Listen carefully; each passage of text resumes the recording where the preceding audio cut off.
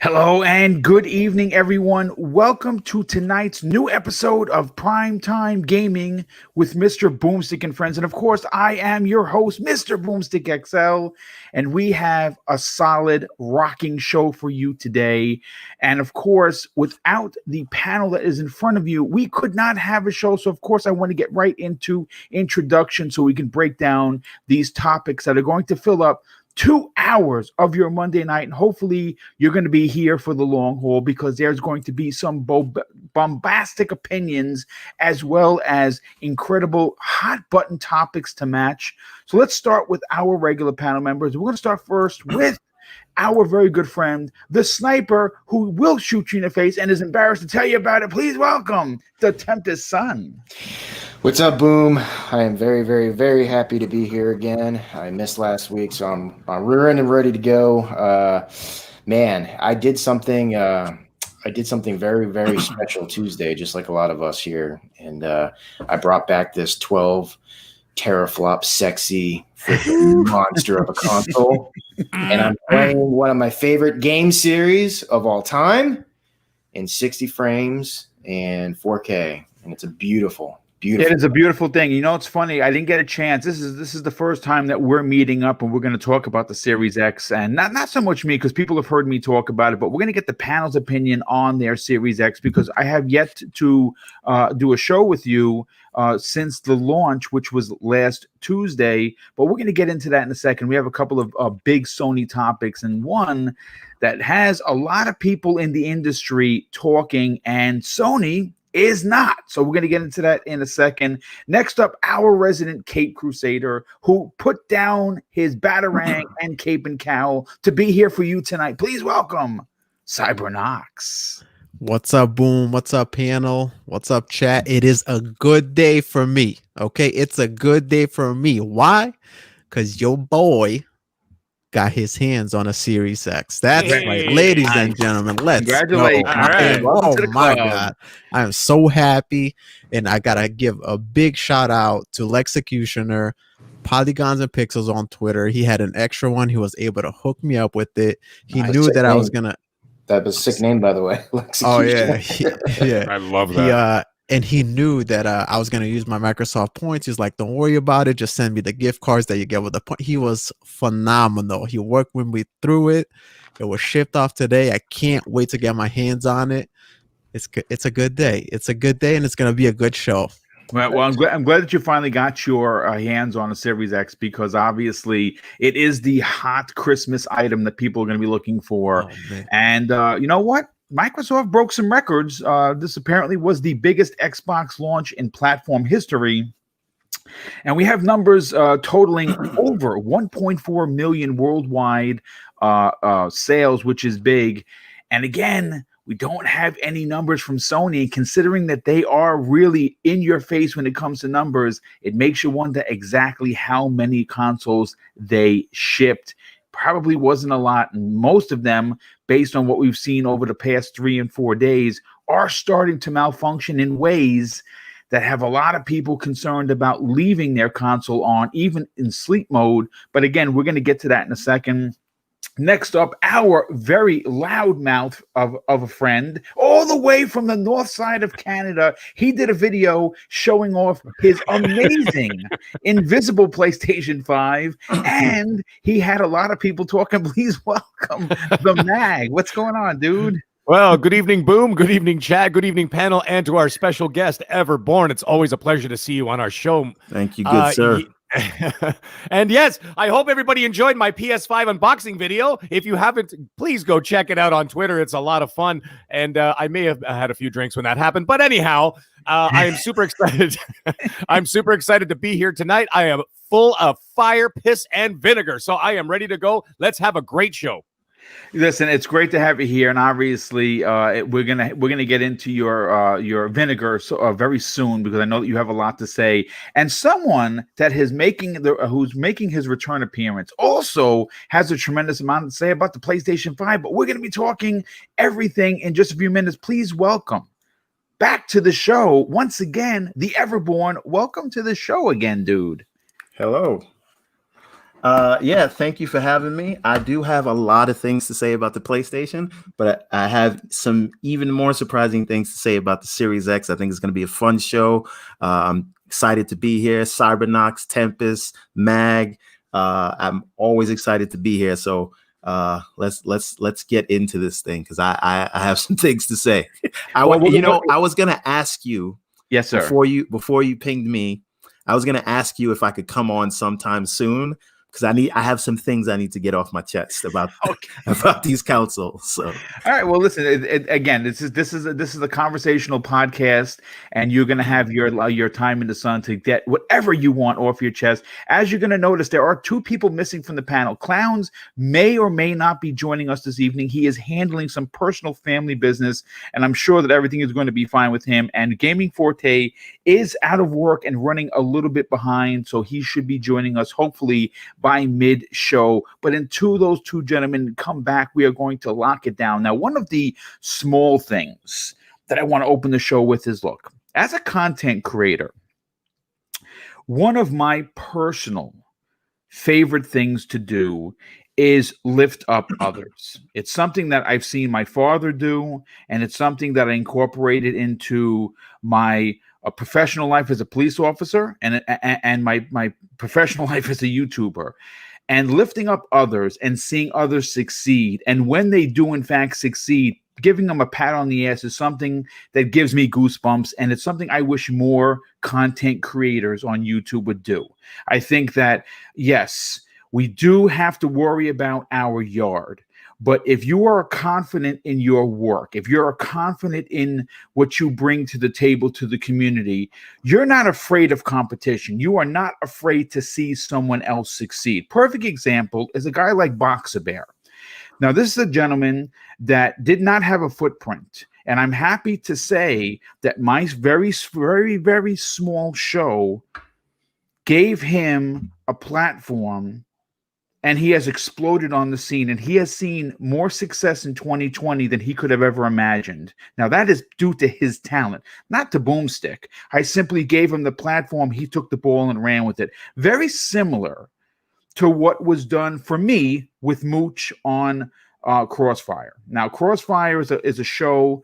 It's very divisive. A lot of people love it. A lot of people hate it. But that's where I got my start. I got my start because of the kindness of Mooch, who gave me a platform. And like Boxer Bear, I took it and ran.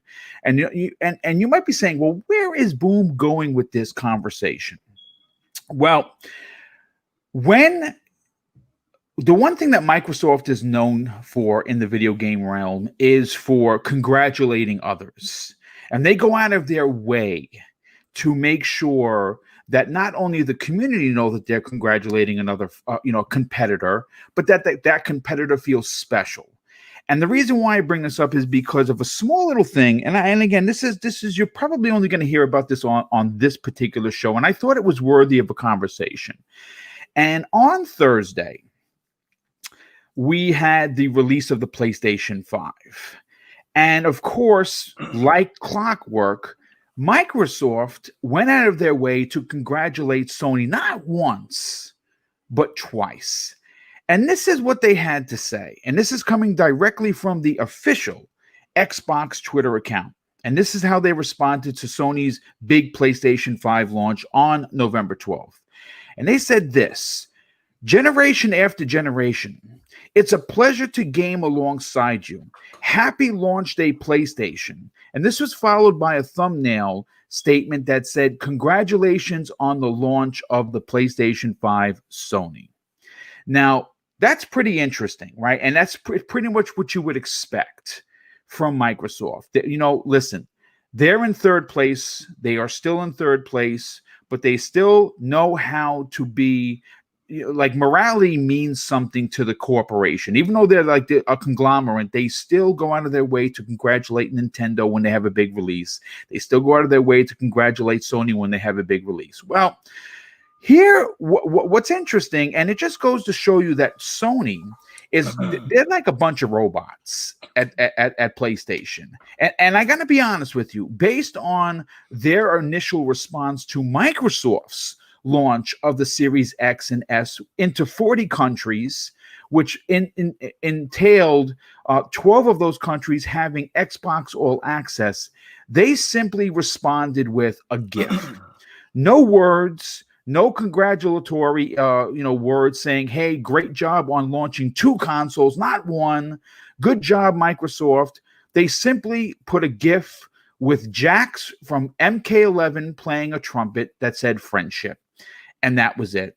And I again, this is not the biggest topic of the evening, certainly, but I think it's worthy of a conversation. It just goes to show you that the class that Microsoft constantly presents, and obviously Sony doesn't have any, because at least they should have gotten something from Jim Ryan publicly. I know Yoshida actually responded.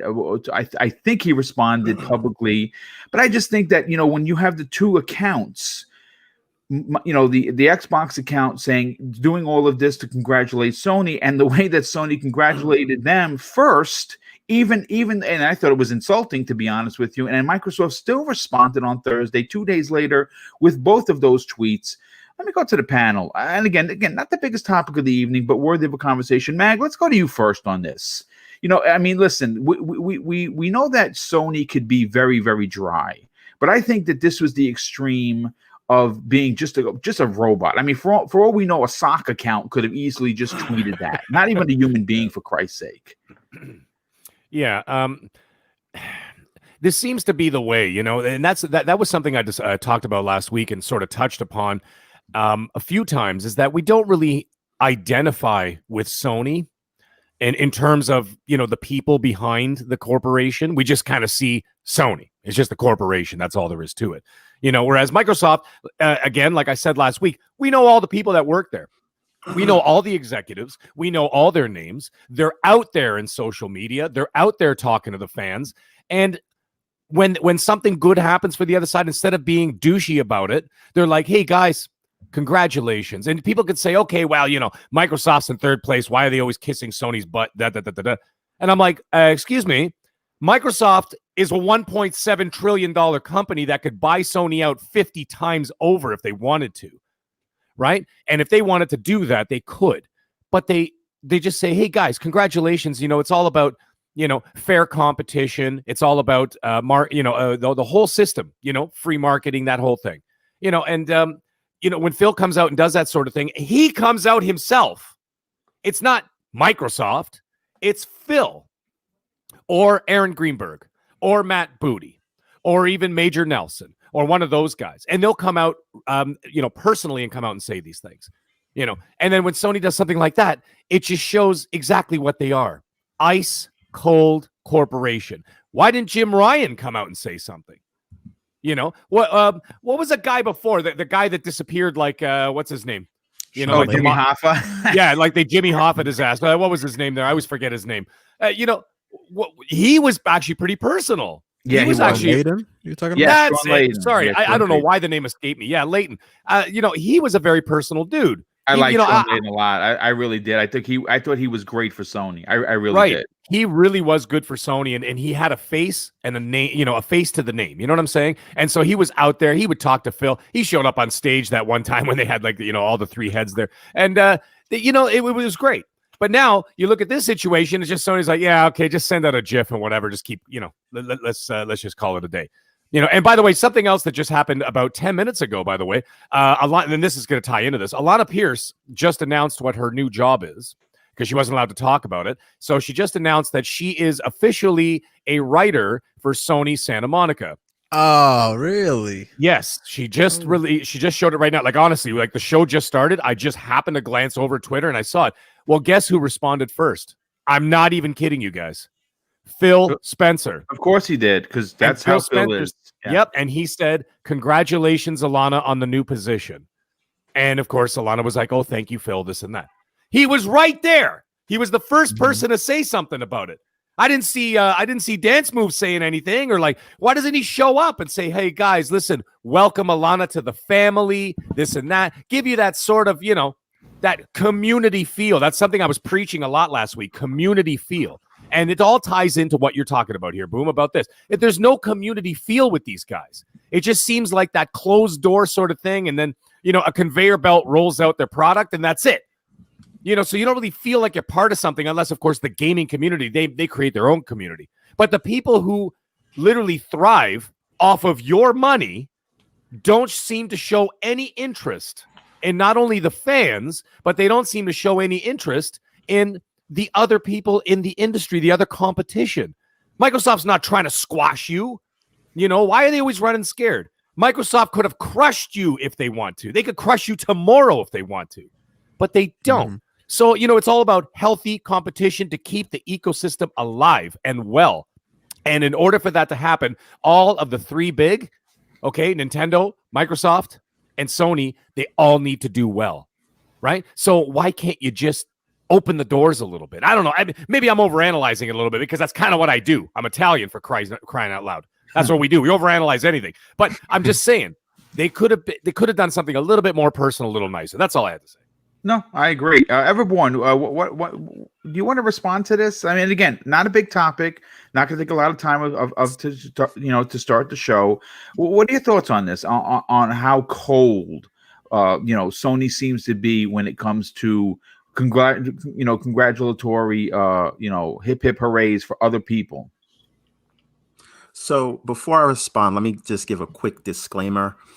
I think this, is with the Sony account, like there's someone running, that account in the same way there's some social media person running the Xbox account. So, maybe that person specifically is cold versus the suits over at Sony, who I think, except for Yoshida, hadn't said anything. So that's the disclaimer. I think we should put more of that sort of friendship meme that they posted. We should credit that to the social media person running that account. That said, Microsoft has been so congratulatory and cordial towards Sony because, again, it just shows confidence, right? I don't know if anyone's familiar with the movie Parasite, the one that won Best Picture last year. There's a line in there because you had these working class people working for this like rich family, and they were asking, why are they so nice? And, the wife says they're so nice because they can afford to be nice. If I made as much money as them, I'd be nice too, right? And I think that's what it is with Microsoft. Microsoft is very comfortable with where they are. They know where they're going. They're not scared at all. They're not on the ropes. And so why not be happy about it? Why not go around and congratulate everybody? Sony is obviously not stopping any of Microsoft's growth, success, or path towards the future of what Xbox is going to be. So I'd be happy too. Sony, on the other hand, has sort of always been very spicy, right? As soon as Microsoft has a misstep, Sony's right there, has always been right there to just make fun of them, right? No. I want to say no class, really, right? Yeah, I mean, right? that's fine to say. Yeah, okay. It's always about where can I find red meat, and if Microsoft makes this misstep and scrapes their knee, Sony won't help them up. Sony will find a way to exploit that for their benefit. So, even the friendship thing is not a big thing. But again, Sony is just more spicy because if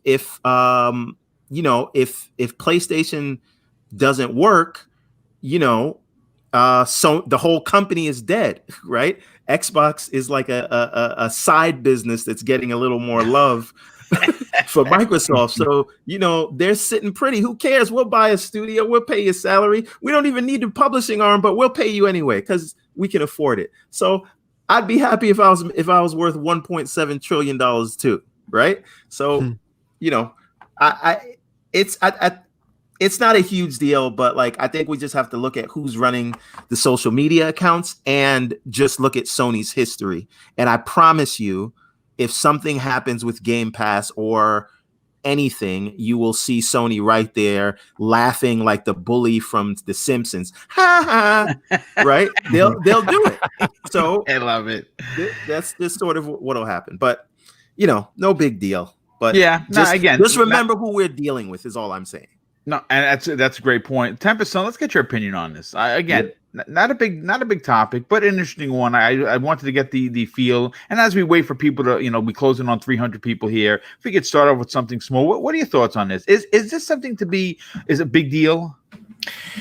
It's not a huge deal, but it's this is just to me, it's pretty typical. Before I saw your tweet about it, I ended up seeing it, and there was some used to be diehards in this community that always used to attack Xbox because they were so hey, good job, Sony, this and that. I think the difference is I think the CEO and the higher ups of Xbox itself genuinely love the medium. They love the hobby. I think they also love the community. Yeah, they love the community, and that's not us just as Xbox fans sitting here saying that. They really do, and they were right by saying that just due to their actions and everything they do for the community, with the community. I feel like Aaron Greenberg, Phil Spencer, I feel like they're real people. You know what I mean? And that's why they're so likable, to be honest with you. So I just genuinely think they're more interested in, heck, I think if some reason, some way Sony was in trouble, I honestly think somehow Xbox would bail them out. Not that they're going to be in trouble or that they are. Well, I don't know. There's a lot of pretty dead PS5s out there, but we're gonna get to that next, dude. That's a topic for the ages. I genuinely believe that they would do something just like they extended their arm out to GameStop. Exactly like that. The dying company, and we'll see if it actually is what that company needed to succeed. But I feel like they would even step in and be like, hey, because they realize that if Xbox was the only game in town, eventually somehow, some way, the gaming industry would become stagnant. They need growth from all sides. We don't just sit here and say, as podcasters, that what is it, competition breeds excellence or this or that. It is actually true. It really is. Competition is key for this industry. So I don't know, that's my take on it. It's typical to me. When I saw it didn't surprise me, but it is what it is. Eventually Xbox might just come out on top, and that won't surprise me either. So no, Can I add one point on to piggyback off of Tempest? Sure. I think you are correct. If Sony was ever on the ropes, I feel like Microsoft would buy them, right? but Rick Payne in the chat also pointed out, and this is another thing I was getting ready to say. Look, when Apple was in trouble, Microsoft helped them out, right? That's right. And it's because, yes, of mutual respect, but it's also Microsoft has gone through the hassle of being labeled a monopoly before. So they don't want to be the only horse in the show. You know what I mean? So I do think, Tempest, I do think you're right. They would help out. You know what I mean? Yeah, for sure. Real quick before I get to Cybernox, Bounty Boom, generous friend of the show, he drops an outstanding $5 super chat and says, "What's up, Boom? What's up, panel? Hope I can get my Xbox Series X on Black Friday." Yeah, dude, me too. Obviously, if you are waiting in front, like I said, man, head over to GameStop. Befriend the manager, find out exactly if you shop at they'll be able to tell you. How many they're going to have. They're going to have them on Black Friday. How many, I can't say, but they're definitely going to have them. And if you are number one, anywhere between 1 and 5 in line, I think you got a good shot at getting one, dude, for sure. But Cybernox, what are your thoughts on this? Classless Sony or not a big deal? A little bit of both, I would say. I think it shows a lot of character to Xbox and what they've been preaching for the longest time, that they are about the gamers. They want all gamers to succeed, to enjoy whichever platform that they want to be part of. They just want people to play games and enjoy themselves, and they want to make that their ecosystem the best one, or the one that gives you the most options. Now, I'd mentioned this to you guys earlier too. Hertz is his name. I forgot his first name, but I saw him. Hellman Hertz. Hellman Hertz. Yes, he did do a quick little response to one of them too. But yeah, man, I think Everborn touched on something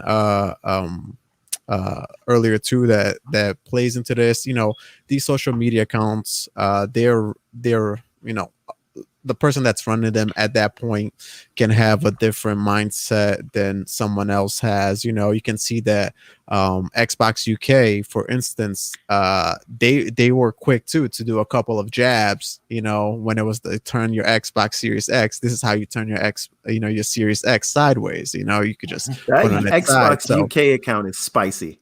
Right, they are very spicy. Yeah. So it goes back. But that could be filled with ex-Sony guys. You never know. Yeah. Oh, yeah. But I do like how classy Microsoft is, how they are really about the gamers. And yeah, you know, it would have been nice for, you know, if someone from Sony did actually acknowledge and show the same level of respect that Microsoft shows everyone, all the gamers.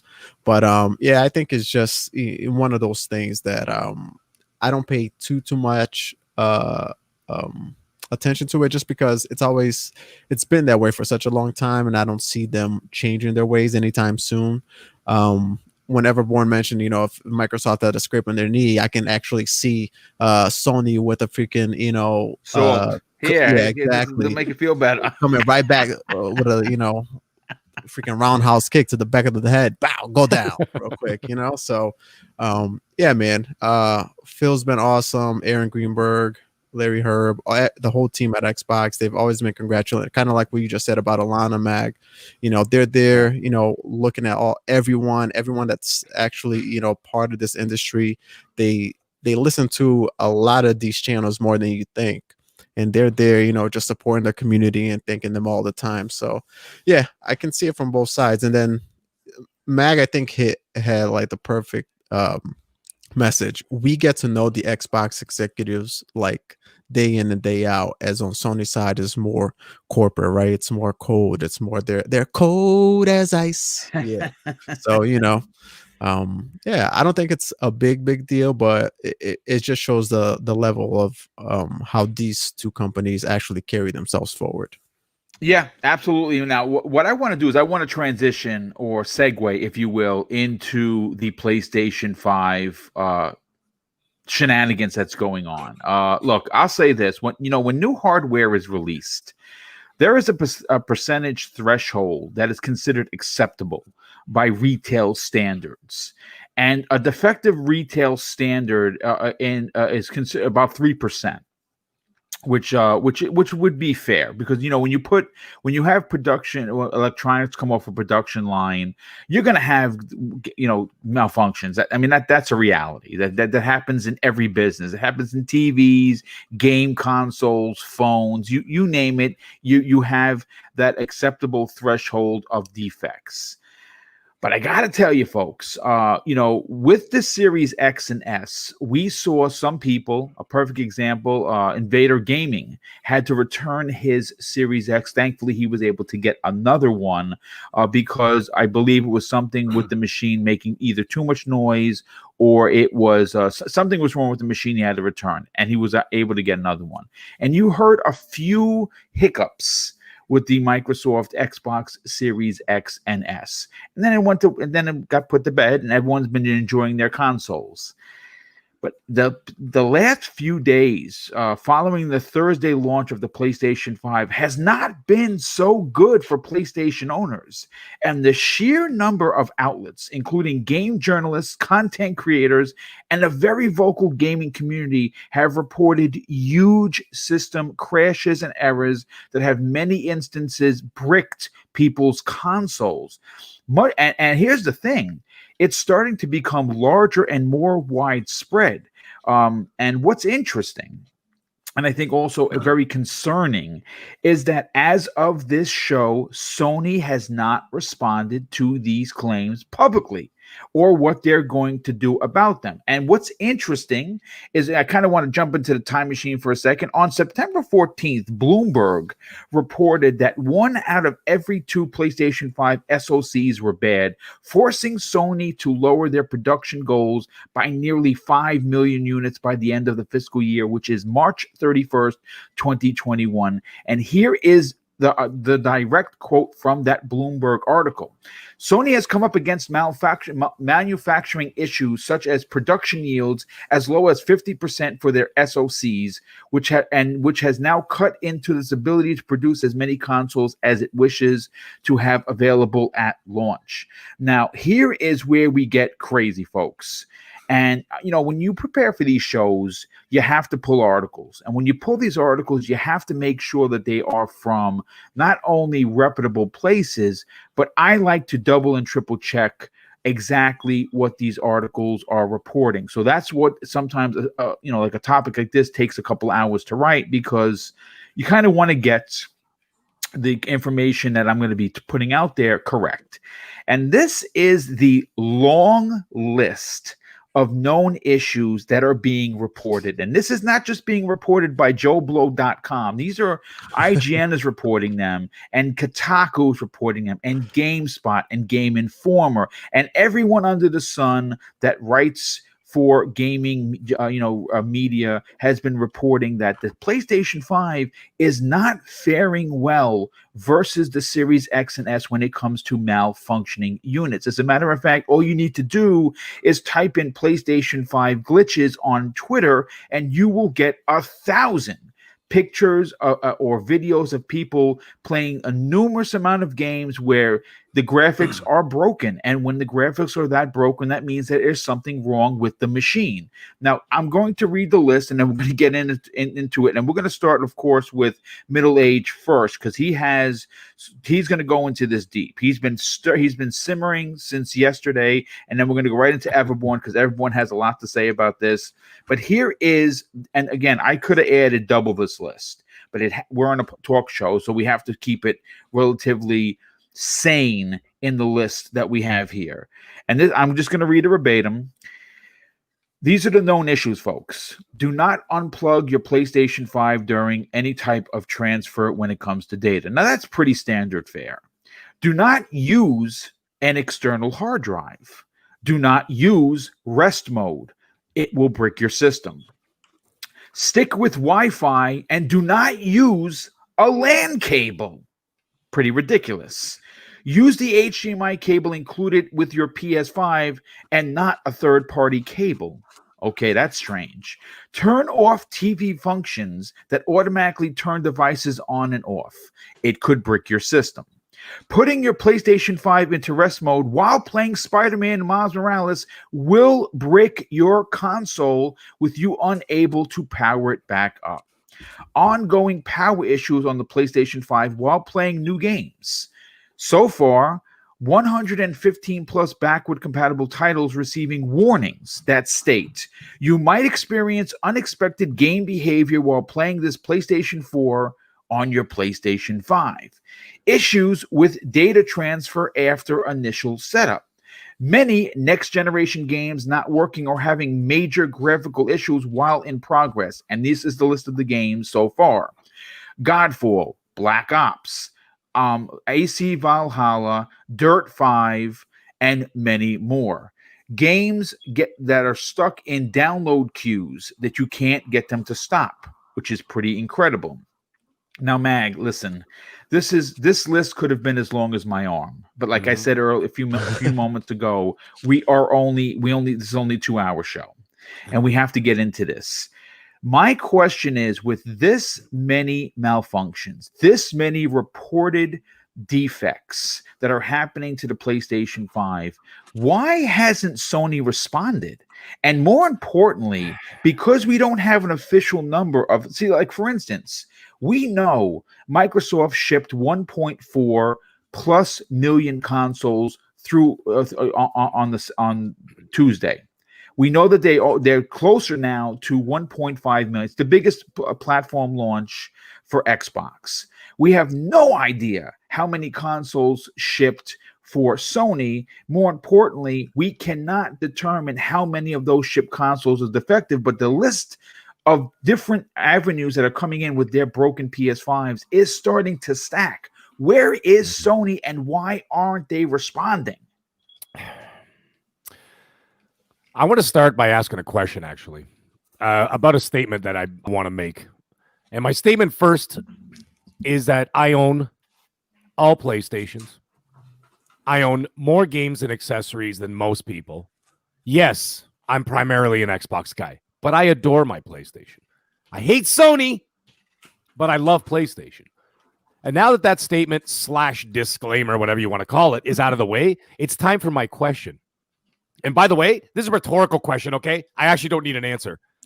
But why but why is it whenever an Xbox guy or PC guy or gal criticizes Sony, you're immediately an Xbot or your PC, elitist, snob, whatever, fanboy? Why is that?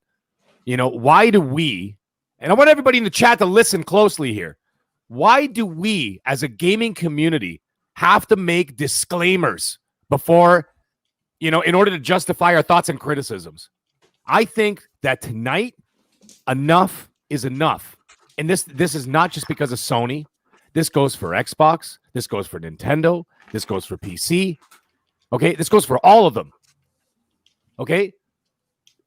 That I have legitimate concerns and questions that need to be addressed immediately. Then they should be brought to light and dealt with, because at the end of the day, we, all of us here, right now, here, we, the customer, hold all the power. Not Sony, not Microsoft, not Steam, Valve, whatever. Us. Without our money, they are powerless. Microsoft and even Valve, Steam to date, they've been very vocal, okay? And they've been very thankful for the community that supports them. And as an avid consumer of all of them, I thank them for that. But on to Sony. Not speaking out and addressing their fans speaks volumes to me, okay? This is what I see. It tells me that they damn well knew that this console launch was not ready. I've been screaming for months about this, that they weren't ready. King David has been saying this. People all over YouTube have been saying this. People in the media quietly have been saying this. Okay? That they should have launched, they should have delayed, and they should have launched proper in 2021, and then they could play catch up on the back end with a finished product instead of this broken, convoluted mess that they just dumped on this gaming community. Again, these are my opinions. Okay? Don't unfriend me. Don't stop following me on Twitter. Don't block me on Facebook for saying these things. Instead of turning on each other, let's turn our focus to the company that we are giving our money to. That's what we need to be doing right now. Okay? And they just dumped a pile of crap on the gaming community. Call a spade right now. Okay? Yep. And the fact that a public face for this company hasn't immediately come forward to deal with this gives their consumers and media alike some clarity as to what's going on is shameful at best. Like, did they not have R&D work tirelessly on these issues? Doesn't sound like it, does it? And now, all my ranting and raving about Sony's silence for all of 2020 is starting to produce a pretty damn clear picture as to the truth of this matter. And if you don't see it, I'm sorry. I can't help you if you can't see this. Yeah. Listen to some of this nonsense that you just mentioned. Don't use rest mode? Yeah. Is this a fanboy or are these facts? Rest mode. I see some people in the chat that they're saying that their PS5s are running fine, and I'm really, really happy for you because I'm scared shitless that my PS5 is not going to work when I finally get my hands on it. Okay, so I want to be one of those lucky ones. You know, rest mode, Miles Morales bricking consoles. What? Downloading issues? Graphical issues? Wi-Fi versus LAN transfer situation? Are you kidding me? Even IGN themselves, if you can believe it, by the way, they said that their PS4 to PS5 Wi-Fi transfer took them 27 hours. Wow. And then when they did it with the cable, it took 3 more. I mean, what's next, Sony? Cartridges in 2021? What the hell are you gonna release the joystick with the one button? What's next? But please, why don't you add to this madness with what you just reported to us privately that you can now share with the classroom that IGN reported? Correct. IGN an hour ago has just confirmed that any save data that you have cannot be transferred over to your external hard drive or USB or anything like that unless you're subscribed to PS Plus. Okay. Let that sink in for just 2 seconds. Let's say, never mind digital sales. Let's say you went out to the brick and mortar store, you picked up a hard copy of your Miles Morales, you pop it in, you do your whatevers, okay? And let's say you're running out of space or whatever you want to do, and you want to transfer it off to your external. You cannot do it unless you are subscribed to PS Plus. This is a level of there are not enough words, swear words in this word, which I'll not utter here tonight, that would describe this situation. I'll save it for news show tomorrow. No, I mean, listen, you bring up a great point. I mean, think about that for a second, folks. Just imagine this for a second. Now, listen, I'll say this. My PlayStation 5, knock on wood, and I'm knocking on my head, folks, okay, because I'm sometimes as dense as an oak tree, okay, is working great. Now, I don't have it in rest mode because I was told by numerous people in the community, boom, we know that you like your stuff in rest mode, don't do it. So now it's off rest mode. I haven't even installed Spider-Man 2018 yet, and Miles Morales only played for an hour because I'm playing through Assassin's Creed right now. I can tell you this right now. It's running great. It's quiet. No problems. But the amount of issues that are starting to come, I mean, even some of, like, for instance, okay, you know who Paul Tassi is, right? Now, that guy is a writer, and a lot of people consider him to be someone that represents Sony in the best way possible. Paul Tassi not only did a story that he finds that the Series X is the better piece of tech and that he's enjoying it better, but he followed that up with, again, talking about how these issues are starting to become, instead of being just rampant, I mean, a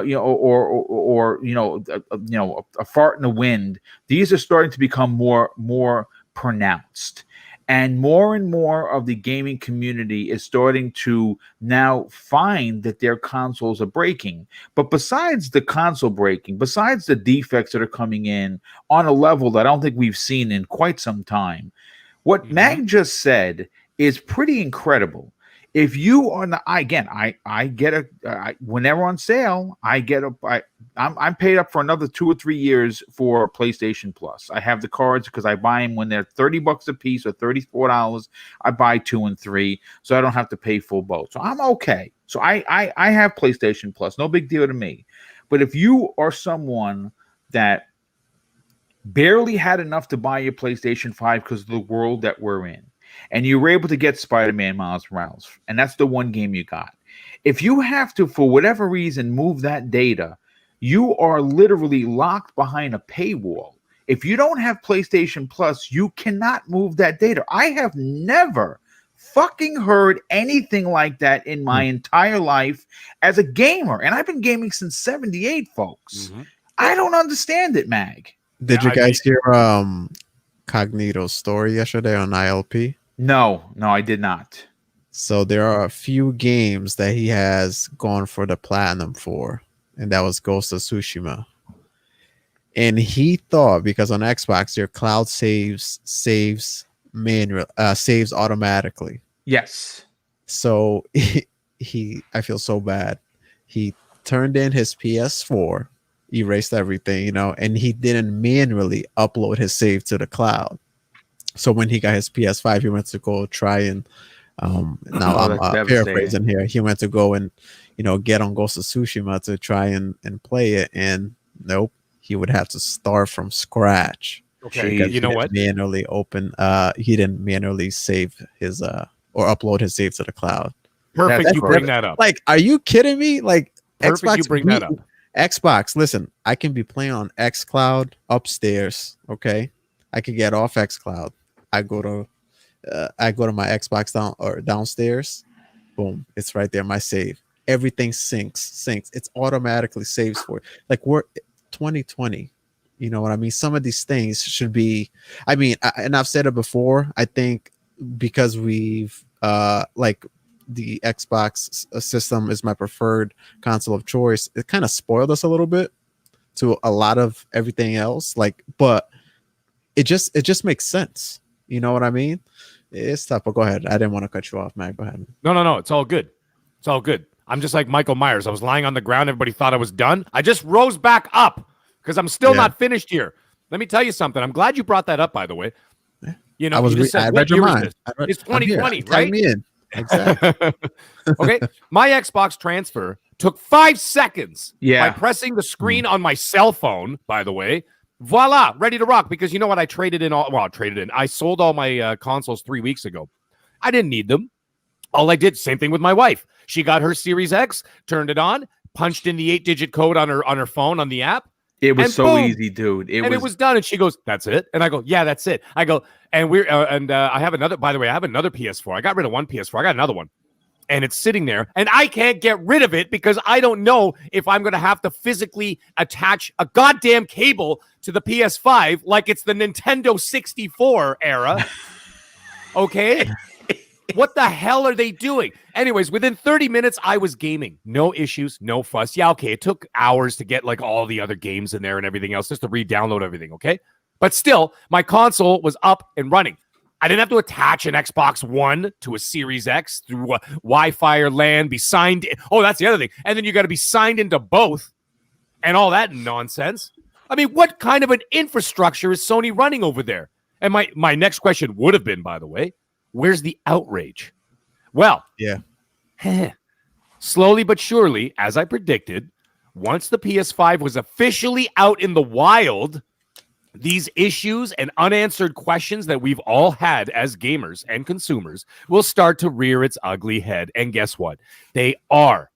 And not just from gamers, but for over the course of the last 3 days, by the way, I've noticed the media are finally starting to come around. And I've seen countless articles popping up and growing in number addressing these problems. Now, don't get me wrong, by the way, guys, for all of everything that I'm saying here tonight, okay? I don't want to see this. I really don't. This doesn't bring me any joy to bitch and scream on this show. It doesn't bring me any joy. It kind of does a little bit. But anyways, I'm not salty by nature. I really am not. I'm really a nice guy. Okay, I'm actually a really nice, quiet guy, so if you can believe that. But I want the launch of the PS5 to be a positive experience. You know, I want to know that my, with everything included, by the way, especially up here in Canada, is $1,000. I want to know that my $1,000 is being spent on an excellent product with outstanding software to go with it. I don't want to sit on my couch wondering if my PS5 is going to work today and maybe not tomorrow. I don't want to have those worries. I got enough worries on my mind. But guess what? There's no more hiding. Okay? No more hiding. PS5 is now in the hands of the community. There is no more closed door reveals, no controlled environments, no breakdowns with the guy who built the damn thing, no more Austin Powers. Okay? It's out there, and the farce of this launch is exposed. So where do we go from here? All right, let's first things first. Sony needs to address these issues immediately, by the way, okay? They got to bite the big bullet, and they got to take those L's. They got to take the responsibility for those shortcomings.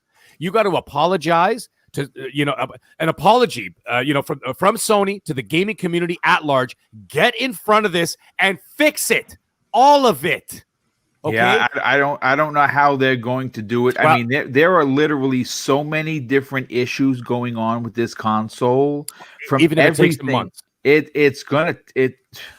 I mean, listen, again, the word recall is probably not going to happen. No. Because like I said, there are people like myself who, thank God, have not had a problem with their PlayStation 5. The issue that, again, if this was just a memory issue, right? They could focus on fixing a memory issue, but there are so many different things going on with this, and this is a perfect example of Sony. And here's the funny thing: King David. Someone mentioned him before. King David. If you follow him on Twitter, his system got bricked. OPS, by the way, and he posted it on Twitter. So King David, who was going to buy 10 of these so he can get his Escalade 2021, had his console bricked. Yeah, but I think Sony did that one. I think maybe they sent him a bug. Maybe they sent the poison bullet. It's like, all right, smart. Yeah, it definitely is. You know, listen, Mag. I first of all, there's no arguing what you said, and you know something. Unfortunately, there is no real quick answer because until Sony addresses this, and I find it almost preposterous in 2020 for them to literally stick their head in the sand. I mean, the entire weekend went by. This started wreaking its ugly head a day, 24 hours after it launched. And people started putting these videos up, and the media started writing about it, and people kept putting videos and on Twitter about their graphics literally being broken. And it was not just one particular game. It wasn't just Spider-Man. I saw AC. I saw NHL. I saw all kinds of games. All of them. It's insanity. But they need to fix this, Boom. They need to fix all of it. And but here's the thing, though. This is the thing that I was, the heads of PlayStation. They need to come out and talk to the fans, not scurry off like a bunch of cockroaches when you hit the lights. Yeah. Because all of us who dished out big bucks for these consoles. Okay, which you mentioned, Boom, during a very trying year, this is a slap to the face to that community, to all this community, and to give us a product like this that's not ready just to try and save face because the Xbox launch. This shows that instead of being confident in their product, they displayed fear, uncertainty, and now they're tripping over their own goddamn feet. And I, for one, am sorely disappointed in this. And as it stands, I mean, even though I'm still going to, I'm always going to play PlayStation. But as it stands, they lost my confidence as a consumer. For now, the 360 did the same thing for me at the beginning when I had two consoles get the red ring of death. I lost my confidence in the product for a little while, But the thing is, I'll be very cautious on what PlayStation products I purchase over the next year. And that doesn't make me very happy as a gamer. Now, one last thing before I pass off the mic. Sorry, guys. I was just going off. No, that's quite all right. Again, it's a conversational podcast, brother. Go crazy. For people, there's another thing that I thought of. For, the people who go to Alcoholics Anonymous or even Narcotics Anonymous, one of those groups, right? What's the first thing that they address is denial. Yep. Okay. Microsoft took a lashing in 2013. And without that lashing, we wouldn't have what we have today. Yep. We wouldn't have Game Pass. We wouldn't have an unbelievable Xbox Series XS. We wouldn't have a great Xbox ecosystem that we have. And if gamers and media, honestly, you got to honestly look at yourself and say, if you allow these problems with Sony to go unchecked and continue to be in denial of this situation, okay, then you're willing to accept a mediocre product, then that's bad for the industry, because then the way I see it is that it stunts the growth of the industry and it prevents, honestly, true innovation and quality that we, all of us on this panel, in this chat, people listening to this tomorrow, we deserve. Absolutely. Okay? That's what I see. It's funny. Even some of the biggest PlayStation the rah-rah guys had their systems bricked, and we're putting out tweets that were like, "Oh, Sony, what's up with this? My system is broke." You know what I'm saying? I can't get through to customer service. It is rampant. Everborn, I know you have a lot to say, but let me just catch up a few of the super chats. First of all, Eagles fan 76, a generous friend of the show, he drops an outstanding $5 super chat and says, "I'm sorry. Was the PlayStation 5 rushed out and not tested just to keep up with Xbox? I would love an honest opinion from PlayStation guy without console warring." And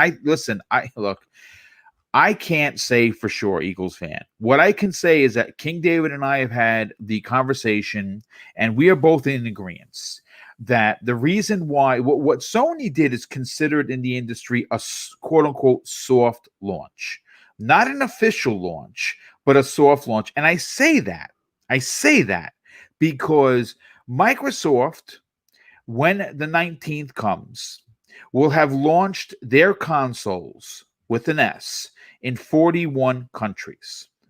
41 countries. They launched in 36, and they're adding 5 more on the 19th.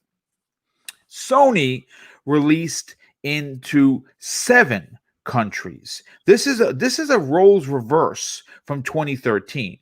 Okay, the reason why Sony released in only 7 regions or countries is because they did not have the product to launch in these countries based on that report from Bloomberg where 1 out of 2 PlayStation 5 SoCs were bad.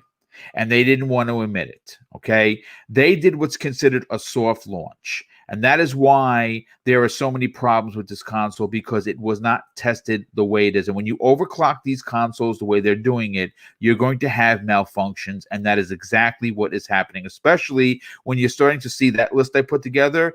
A lot of it has to do with the power issues. When you have power issues that corrupt your chips or burn out your chips, that's where you get broken graphics in games. It's not the game, it's not the developer, it's not the software, it's the hardware that is broken. That's why you're getting those jumbled pictures. And it's going to continue, and Sony is in a bit of trouble. But Eagles fan drops an additional outstanding $5 of Jen says, "I expect defects on V1 day one consoles. He says, I don't even know what is the fix for this, except that I have an extended warranty, so I'll be good." Yeah, and yes, I do suggest getting the extended warranties. Sylvester Newton drops a very generous $2 super chat, and this said the message was deleted by Lethal Papa, which means that it is probably something that was dirty, because Lethal takes no prisoners, and definitely appreciate his tireless smacking of trolls. That, I mean, if you don't like the show, man, Jesus, why would you come here? I maybe you need to talk to somebody. I don't know. Hit me up in a DM. I'll talk with you. Maybe I can talk you off the ledge. I don't know, but I'm here for you nonetheless. Everborn, you have a lot to say on this, and I know that it's not just the aesthetics of the PlayStation 5. What are your thoughts on this? I mean, again, this topic was put together with over a dozen articles from very, very high caliber publications, because I wanted to get it right. When you see this list put together, are you concerned as being a PlayStation 5 owner? So yes, and I'll tell you why I'm concerned. It's because I didn't get the warranty. Oh boy. Now, so far, so good. I haven't had any of these reported issues, but I haven't put as much time into the PS5 that I have into the Series X. So fingers crossed, hopefully I got one of the good ones. Now, that being said, I want to agree with Mag, right? Like, I bought this thing, right? I am, by definition, a PlayStation guy, right?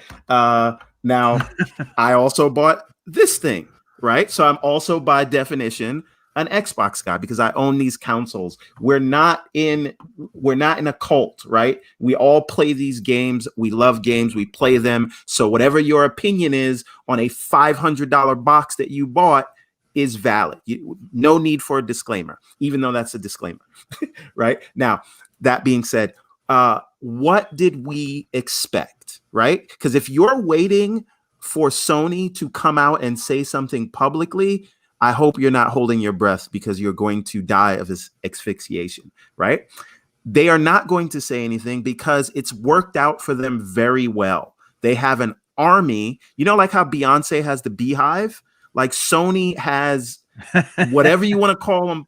I don't like to use the term X-Spot and Pony because I feel like it's sort of derogatory, to be honest. It is, and it's a way, like, just like in politics, where someone will say, I don't have to listen to you because you're a progressive or you're a conservative or whatever. Like, I don't want to use those labels, but Sony does have an army that will not complain, and it's hilarious because we've heard for 7 years, why don't you ask for better? Now, how many PlayStation fans are right now asking for better from Sony when they're having these issues, right? And again, on the Xbox side, we've seen this. We've seen this in 2005 with the Red Ring of Death. But you know what Microsoft did? They put up $1 billion. Yep. $1 billion to say, guess what? Your warranty, don't worry about it. We'll change it out. And they did that to build up confidence in their hardware making skills again, because people had lost confidence. Is Sony going to do that? Can Sony afford to do that? Right? And that's a serious question. Yeah. And again, with these problems, I think the writing has been on the wall for a very long time.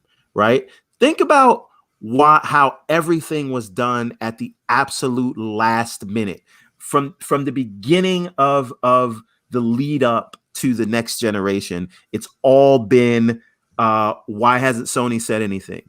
Look at the difference in they showed the console 6 months after we saw the Series X. 6 months. Yep. Right?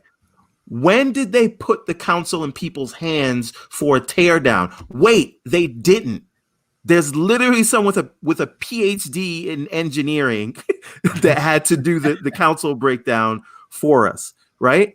So we and Digital Foundry did not get the console to take apart until what? 5 days before it came out? Yep. Right?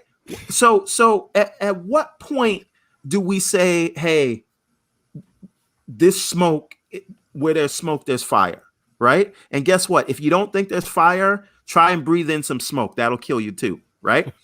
So the thing is, I think that they've built up so much goodwill that people are looking for any excuse to say this thing is okay. You know that meme of the dog sitting in the house sipping tea while the house is on fire? Yeah. Right? Like that's really what I feel like is happening right now. And then there's another everything is fine. Right. And again, there's another thing. So I need to talk about this, and I talked to you about this in the DM. Boom. We need to talk about the size of this thing, right? It's gross. And I think that Sony knew that these issues were going to happen, right? Right. And I think the size of the console speaks to that, because they were having issues with heating. So they said, let's make it bigger so we can have more airflow and put 3,000 fans in it. Right now, I think this thing it's a Sasquatch, right? Like I took it out of the box, which we're not even going to get started on the unboxing experience. Like they left it in egg crates, right? Yeah, it was cold. Again, I'll put it to this way, Everborn. Again, talk about class, talk about presentation. When you opened up your Series X, it was presented to you like a goblet from the gods. You opened it up and said, it was nicely wrapped. It was well detailed. When you open your PlayStation 5, it was like the dollar store put it together. No, listen. The cardboard box is the quality of a cereal box, right? It's like they put it inside of a Captain Crunch box. I'm not joking, right? Like this is a $500 box, right? $500. Can I just add something to what you said? Just so people understand. when I picked up my PlayStation 5, I was advised by the GameStop manager not to hold it by the handle because it was ripping. It was the handle, the plastic handle was ripping off of the top and people were dropping their consoles. I was advised to hold it with two hands. That is exactly to your point of it being a cereal box. Yeah. So and again, this is the thing. The box that my PlayStation came in, the bottom of it was already torn because the cardboard is so thin, it wasn't strong enough to hold it. Right? That's a real thing. So again, this has nothing to do with the games, right? But you know what? I spent money on this thing, and I want to, we all have the right to discuss these things. So now back to this unboxing situation. All right. The unboxing of the Xbox was an experience, and I feel like Microsoft respected me as a customer. You open that box and they wanted to wow you. They wanted you to feel something. And Sony says, with their unboxing experience, they just said, we know you're going to buy it, right? Who cares? Shut up, right? Take these egg crates, put it inside this cellophane wrap, and throw it out in your vanilla box, right? And then take it out. So I think it all speaks to the hubris of Sony. They know that, hey, we've got the goods. We've got God of War. We've got Last of Us. We've got Ratchet and Clank. So shut up, take it. You will be here, right? Xbox, with that unboxing experience, they say, hey, Everborn, Mr. Boom, we respect you. We are happy that you decided to invest in our console. So here, you can open, how like with a MacBook, you can open the screen with one finger? That's how you can open the box of the Series X. Try that on the place. Okay, so that's the unboxing experience. Now, the size of the console itself, I felt disrespected because they didn't care what space you have to put it in your entertainment center. Right? I have the console right now on the floor because that is the only place it will fit. Yeah. Right? Like this is it's like the size of a PC tower. Now that I've gotten that off my chest, because I was upset looking at it. The console, it's the games itself, which is what it's about. I do want to take a minute to praise. You have to give Caesar what is due Caesar, right? Yes, I agree. Miles Morales is a masterpiece.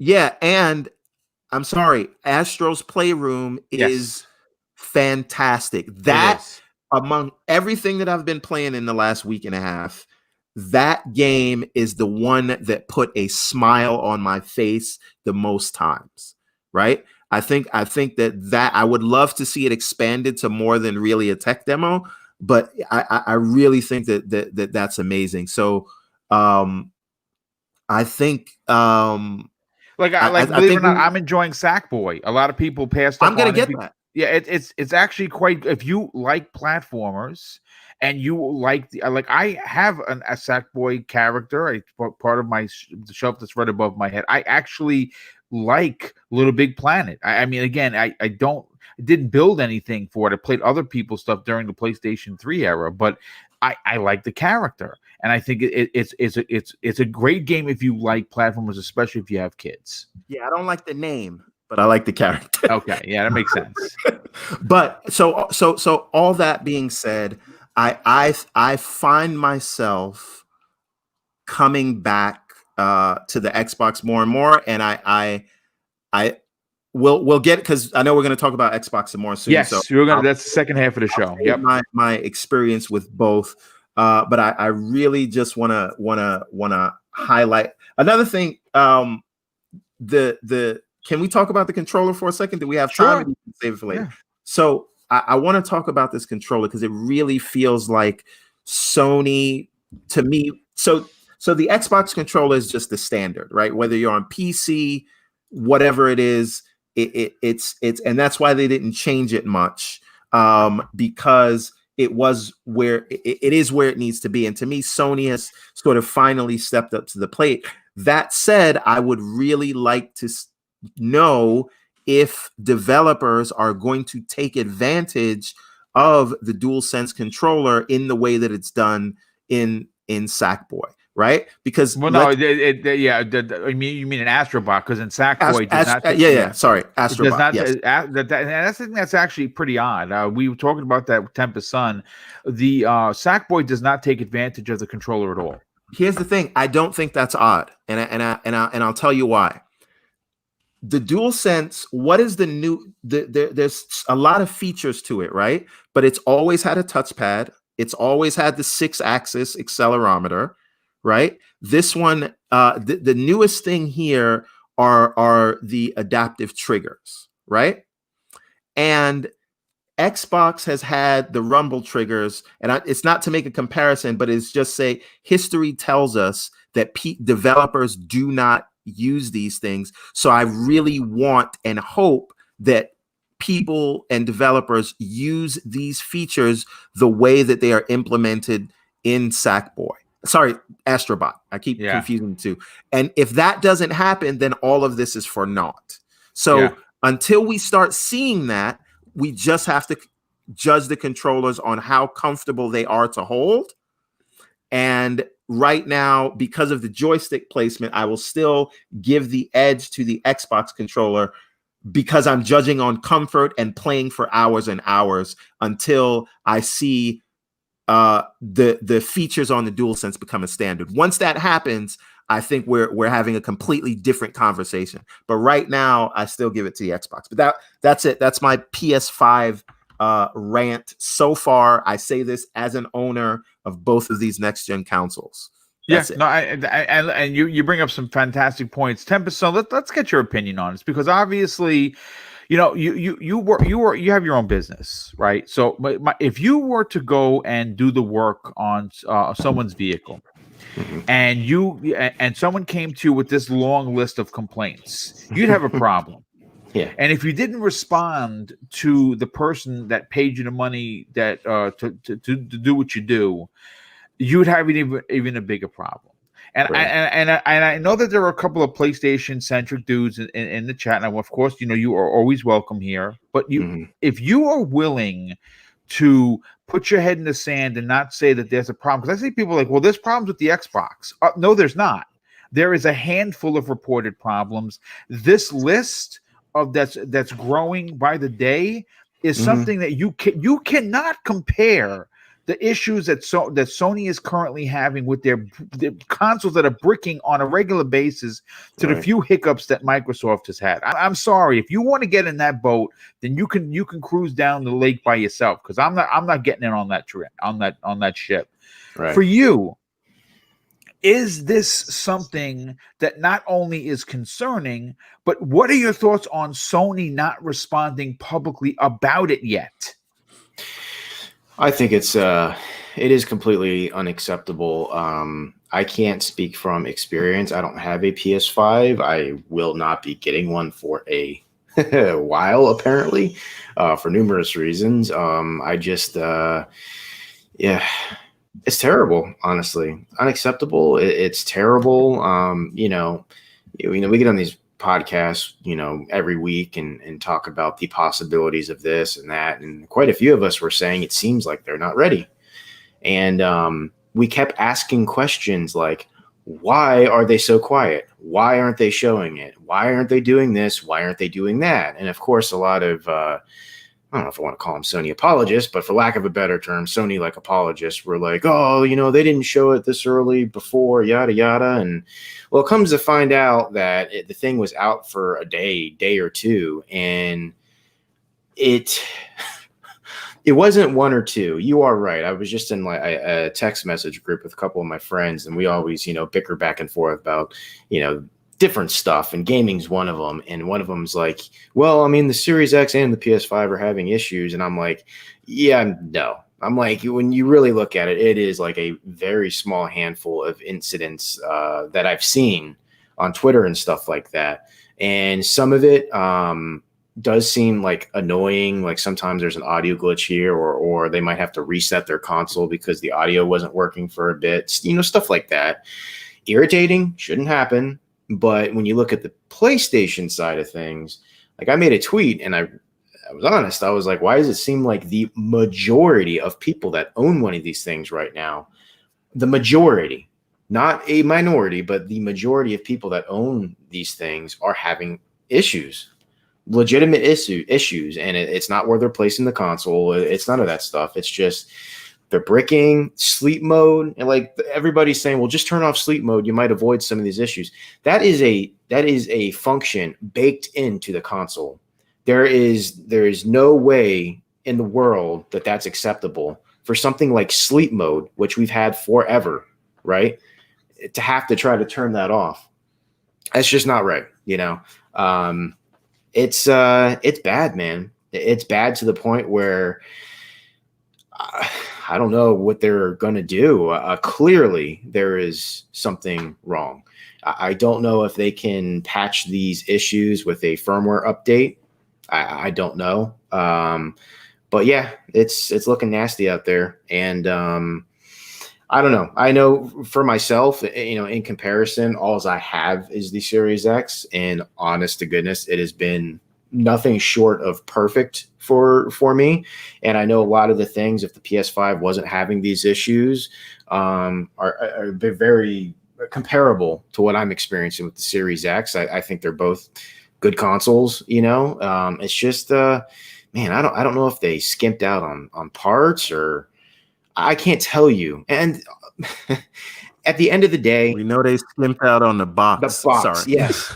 I don't know if they skimped out or not, because look at the size of the thing. I mean, seriously. I got news for you. You know, it's funny. I didn't get a chance to really talk about this, and everyone, I don't know if you agree with me, but that stand is utter rubbish. I've heard that, not just from you. Yeah, I've seen that. So yeah. I tried to put it on its side, and then all hell broke loose. Yeah, so, good luck with that. Yeah, because that's where mine is. Mine literally, if you move that console, see, because it does not lock into place. I'll put it to this way, and I said this on Friday's Breakfast with Boom, and I will say it again. If you're an 80s kid like me, and you remember going to Play World or Toys R Us, or you just name your favorite store, and you bought your G.I. Joe, and you brought Snake Eyes or Gung Ho or Scarlet home, and you put the gun in their hand and it held. You put the backpack on and it stayed in. You stood them on the little stand and they were like, "Wow, this is amazing." Well, that's what the Sony breakdown showed. They showed the G.I. Joe stand. It made a nice clicking sound. It looked sturdy. Like, okay, I'm all in that this thing is going to hold my $500 console. What I got in the box on the 14th was the 99 cents, not the G.I. Joe, the G.I. Flow. I got the one that was $1, that the colors are faded, the plastic is bendy, it doesn't hold the backpack falls out. You have to put a rubber band around your character to hold that in, and you got to put a rubber band around the hand, because you know what? That's what you got. It was flimsy. And I got news for you. It does not lock into place, because I can't stand it. Otherwise, I can't see my TV. I literally have to put it on its side. And if you move that console, for instance, the initial setup, it was rocking a little bit. I'm like, I'm going to scratch my disc. I have to figure out a way to get this thing to settle into the plastic. So yes, too. I've experienced that. You barely touch the console, it rock it any way, shape, or form while a disc is running, and you're screwed, man. Yes, you have to stand it up, and this is part of the reason why I have it on the floor. There's no other place to put it. Right. And they said that this generation was going to be more like PC than ever. And one of the things we know about PCs is that you put them on the floor. So I guess that is just what we have to do with the PlayStation. But it is what it is. At the end of the day, I think that all these issues will be ironed out. And I do have one theory, and I am a software engineer by day and a small independent game developer by night, but I am not a hardware guy. So I'm just putting something into the universe. I'm not saying this based on anything other than the reports that we're all hearing. Could a lot of these issues be related to the bespoke SSD tech that they're putting in? Because a lot of these things, it's like, okay, we now have to reinstall the operating system and all of these other issues about how games are being loaded, right? And I just wonder if with all the 12 channels or whatever it is with the SSD, if that has anything to do with some of these issues that we're seeing. Yeah, it could be. Yeah, it's possible. I don't know. The only thing, Everborn and Mag, they knocked it out of the park. I don't know much more I could add. The only thing I will say, more so that I just, as an observer, not somebody that owns, the PS5, I'm seeing one thing on Twitter, and I'm seeing a completely different thing on YouTube from these major media outlets. Really, nobody's covering a lot of the stuff. Nobody. It's like these problems do not exist, and I think that's wrong. I mean, it took them all of a couple hours to some of these media sites making thumbnails of their videos, and it shows the Xbox with the vaping smoke coming out of it. Yeah, if you're an ill-informed person and you see that, you're like, oh my God, these Xboxes are blowing up, man. What's going on here? It took them an hour to release those videos, and that wasn't even a thing. That was somebody just trying to make Xbox look bad by blowing vape smoke into it while it's running. I mean, that's pathetic. Why, Tempest? Do you know why they do that? Why? Because Sony will stop sending them products if you criticize them. Well, but Microsoft will continue to send you products if you criticize them. Well, because you know what? That's a fact about that, because it's pathetic. It is pathetic. I'm not justifying it at all. I'm just saying that's a fact. And Sony acts like a 5-year-old, right? And Microsoft, I don't care what anybody says. Microsoft acts like the responsible adult. They're like, all right, we'll take the criticism. We'll try to work on it. Here's another console. Give it a try. See what you think about this one. Where Sony's like, no, you can't play in my backyard anymore. Because you criticize them. That's a fact. And I've heard this from actually some big influencers who I've spoken to. And they say that if you criticize Sony, they will stop sending you products. That is a fact. Let me ask everybody a question on the panel.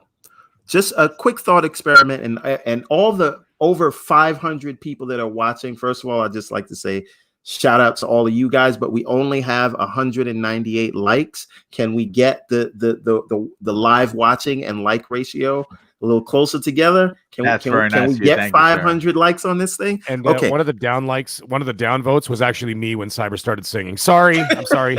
That's okay. Okay, so but the thought experiment here as ice for all 500 of us here is what would be the media reception if Xboxes were breaking like this, if Xboxes were so huge in comparison to the PlayStation, if Xbox was so secretive in the lead up to launch, if it'd be 2013 all over again. It would be an absolute shit show. Or a bloodbath. And we all know it.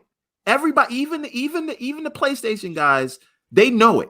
They know if this were reversed, it would be end of days, doom and gloom. Microsoft should spin off the Xbox business. Why are they even doing this?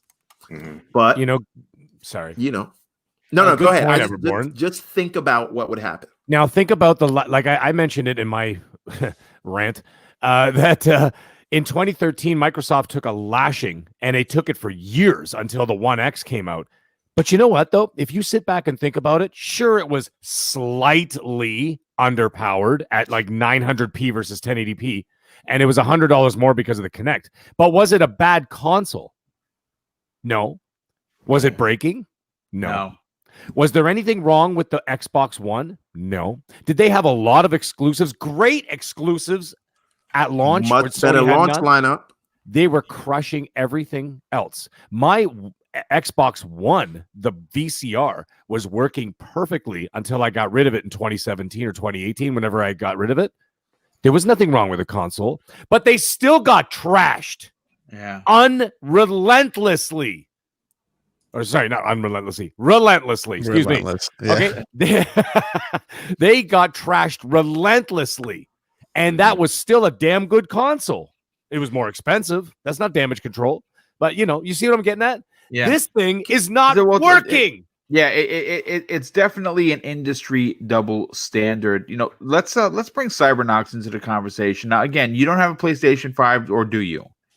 I do not. I don't Okay, have so here's the thing. You've heard what everyone had to say. I'm interested, and I think the rest of the panel is interested to know that with this many ongoing and confirmed issues, again, this is not an assumption, folks. This is not Boom piling on the rabbit. These are being reported by the major media outlets. I didn't even go into Twitter and start pulling people's feeds because it's just literally too much. Like I said, if you want to see how many people are reporting this, go to Twitter and type in PS5 glitching, and you're going to get an unbelievable amount of hits on it because there are a lot of problems. For you, Cyber, is this something to be concerned about? It is a bit concerning, just because it's so close to launch that these problems are occurring. I know people bring back the 360, but that I think that took a little while before it really started happening, and they had to do something about it. This is literally, it was within, I would say, 48 to 72 hours, people were already, posting up problems, showing everything. And you hear a lot of people saying now, hey, make sure you get that extended warranty because you never know. You never know. That's obviously concerning. It's just, well, Mag and everybody already said pretty much what I was going to say as well. It's just, to me, this console, first of all, I don't mind the design, the scale of it. It's what throws me off, especially when I see on people's entertainment centers. It just looks out of place. It's an eyesore. Mrs. Boom said that when she first saw it. She goes, "It's ugly." Yeah, especially when it's horizontal. When it's vertical, you can kind of tweak it and make it fit a little bit better. But and it surprised me because I think Everborn mentioned this, the size of it. He actually has his, on the floor, you said, right? Yeah. And in Japan, they're very compact, a lot of the apartments. So it's strange that they would make something so large in scale to, especially with how things are over there. But yeah, man, it's Xbox, the Series X had their issues too, but it wasn't as much as we're seeing here with the PS5. We don't know what's going on. Potentially Sony could have known. But yeah, it is a bit concerning. I wasn't planning on getting a PS5 right away. I would like to all of those PlayStation fans that actually want a console first, that are kind of like me with the Xbox, to get their hands on first and enjoy the console. The PS5 for me is like a side dish. The Xbox is my main course. Once in a while I'll go over there and I get a little, I dibble on on the side dish, but that's it.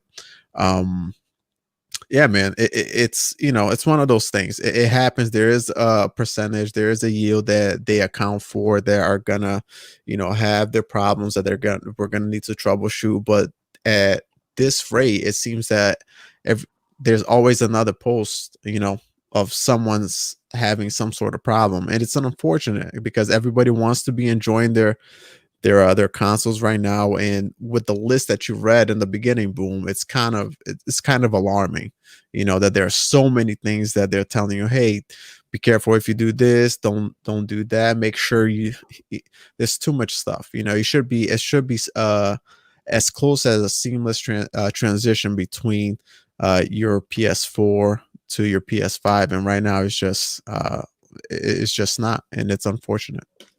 When the two biggest things that jumped off the page for me was, don't keep your system in rest mode and don't use a LAN cable. Ethernet cable. Use only Wi-Fi. I mean, these are functions that are supposed to work with the console, and you're telling me I shouldn't use them. And how long is that going to last? Is that a couple of weeks, 3 months, a year before we can use it? All I can say is that listen, you can damage control you want, but there's problems. And what's worse is Sony has not responded since. As of this show, they have not publicly responded or even addressed that there is an issue going on with the PlayStation 5. And again, if you're like myself who haven't had an issue, good on you. But there's been more reported issues than not. What I want to do is I want to move on to the topic that I think everyone's excited to talk about, and that's their experience with the Series X. Now, I'm not going to go because everyone's heard me talk about what I've been doing on the Series X and the Series S for that matter.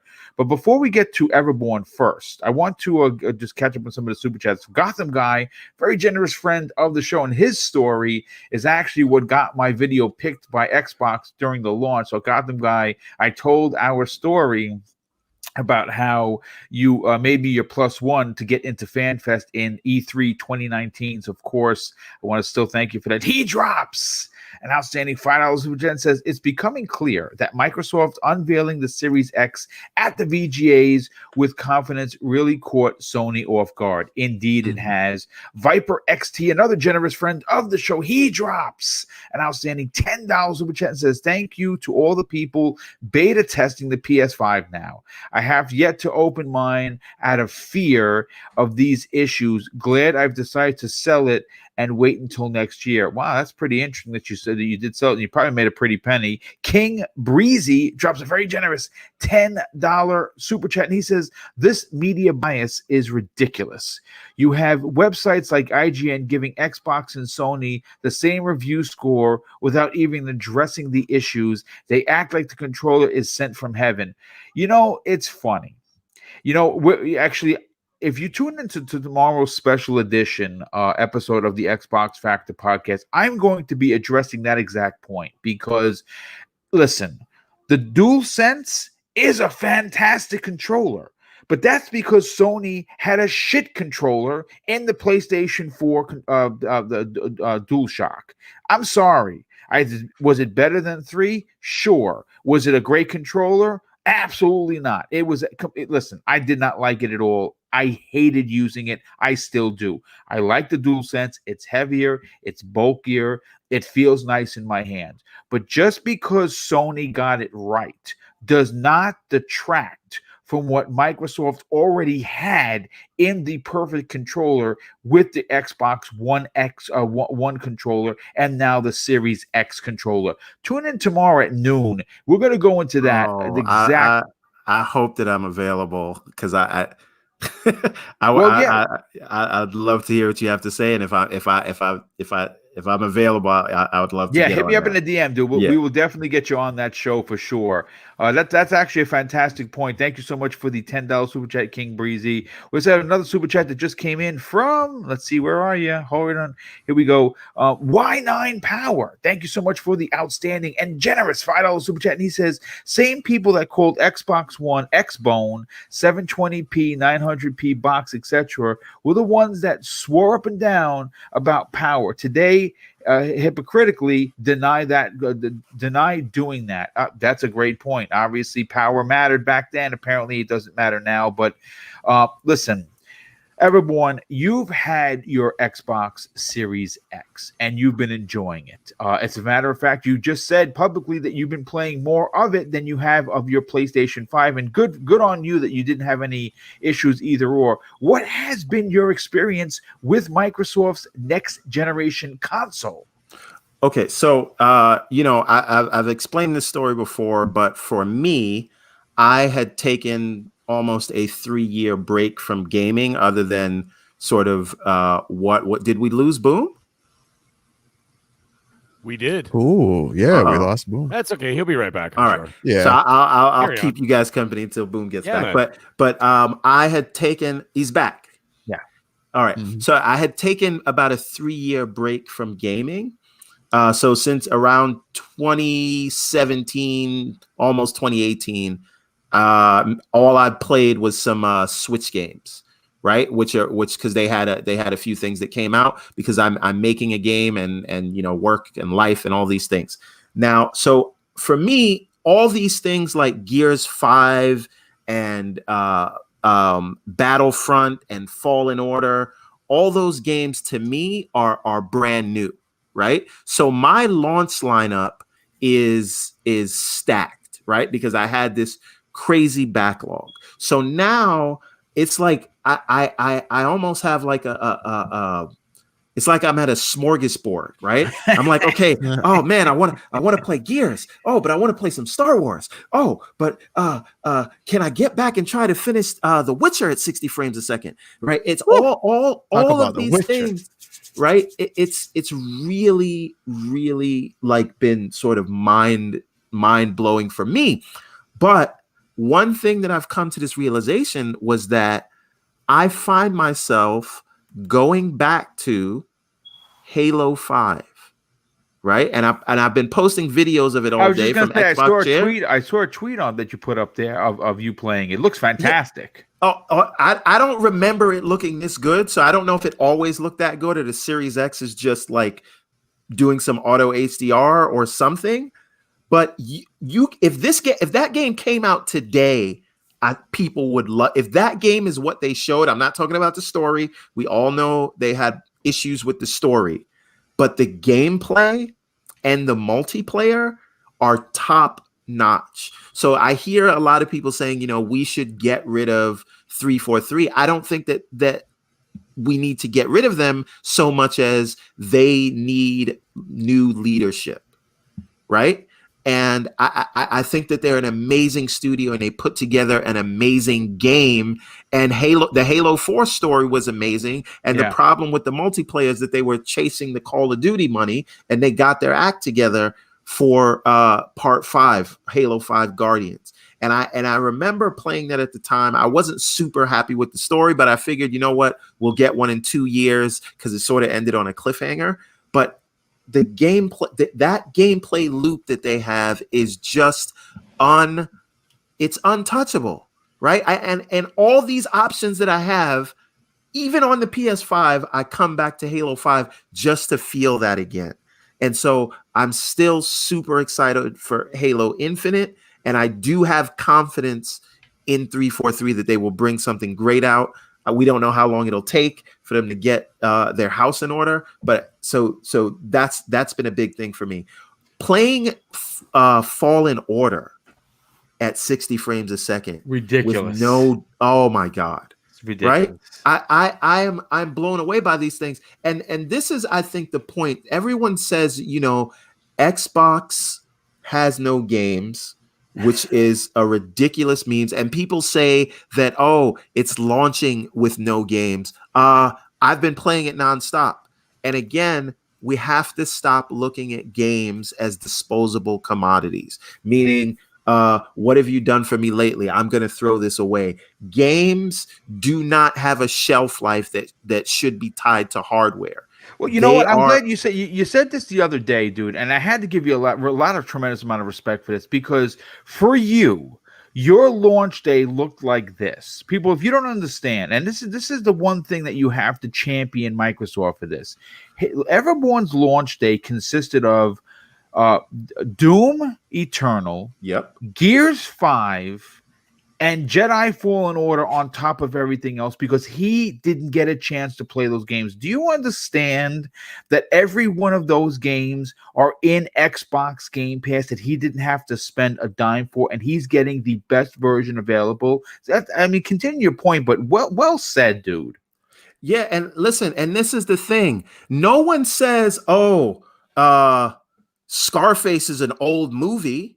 Right? No one says The Godfather. I watched that already. So because everyone looks at movies as art. And I feel like if you say a game is old, it doesn't matter when it came out. It matters if you played it, right? And it also matters, maybe you want to play it again. And I think that what the beauty of what Xbox is doing under the stewardship of Phil Spencer is saying, let's move away from a generation is just a graphical bump, right? Let's move away from that idea that games are tied to generation. Generation should only be defined by hardware and not software, right? Software should live on, and if it's on better hardware, it will look and perform better, right? And I just ask people, as a software developer, I ask people to have more respect for the medium that you say you love, right? Have respect for the work that was put into these titles. Because listen, there were 3,000 games that came out on the Xbox One or more. I don't know how many games came out, but I didn't play all of them. And so, you know, there will always be something new, irrespective of when the game was released. I don't know when Gears 5 came out. I know that I'm just playing it now. So, I've just been having so much fun to be back gaming again. And another thing, this is a fun fact, why I go so crazy about Game Pass. This is to your point, Boom. Another thing that happened to me on Thursday, aside from not getting my PS5, because I did not get it until Saturday, thanks Target. I bought a new house, and we closed on that house. Congratulations, on dude! Nice, Sweet, congratulations, bro. Thank you.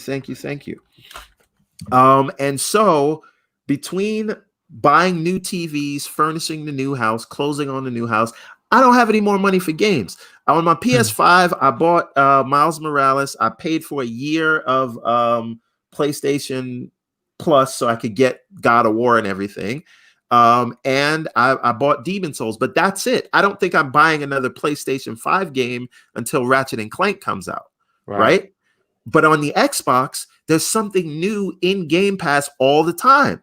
I can pick up all of these games that I missed, and I'm not spending another $1, right? And I think that, like, I don't get with why people are so happy to say, oh, I spent more money. I can get this game by paying, $15 a month or $10 a month, or like me, who got it, upgraded my Xbox Live for $1, and now I have Game Pass until October of 2022, right? Some people will say they would rather pay $70 and $80 for a game. If you want to do that, more power to you, right? Me, if it's not in Game Pass, like King David, my spirit animal, said, I'm not playing it. So I'm having a blast. And one other thing I want to say about Game Pass is, as a creator myself, what I love about it is that what Microsoft's approach here to gaming is, hey, put your game in Game Pass. We'll buy a bunch of these studios and then make whatever you want.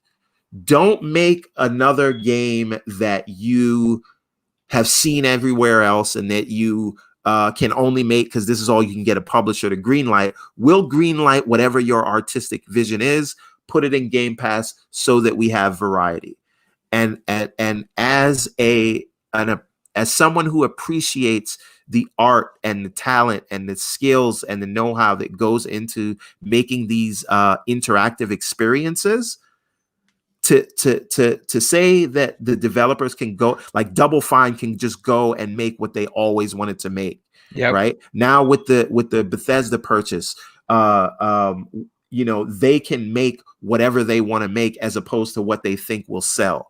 And so this now frees up creativity so that we can have more diverse experiences in this medium that we all claim to love so much. So I'm seeing this firsthand. There are games that I'm downloading because I'm like, I'll try this out. And I probably never would have, because when you're paying $60 and $70 for a game, you have to be selective. Yep. Right. Indeed. So I'll leave it there. I have more to say, but I don't want to take up all the time. So bottom line is I'm having an amazing time lined with AAA games left and right. Okay. I mean, and listen, again, that's what it comes down to, right? It comes down to having fun and getting the best value for your dollar. And right now you're doing that with Xbox Game Pass, and you are enjoying your new console with all of the bells and whistles that come along with it. Let's get to Tempest son. Tempest, you and both your wife have been playing the heck out of the Xbox Series X, more so Valhalla.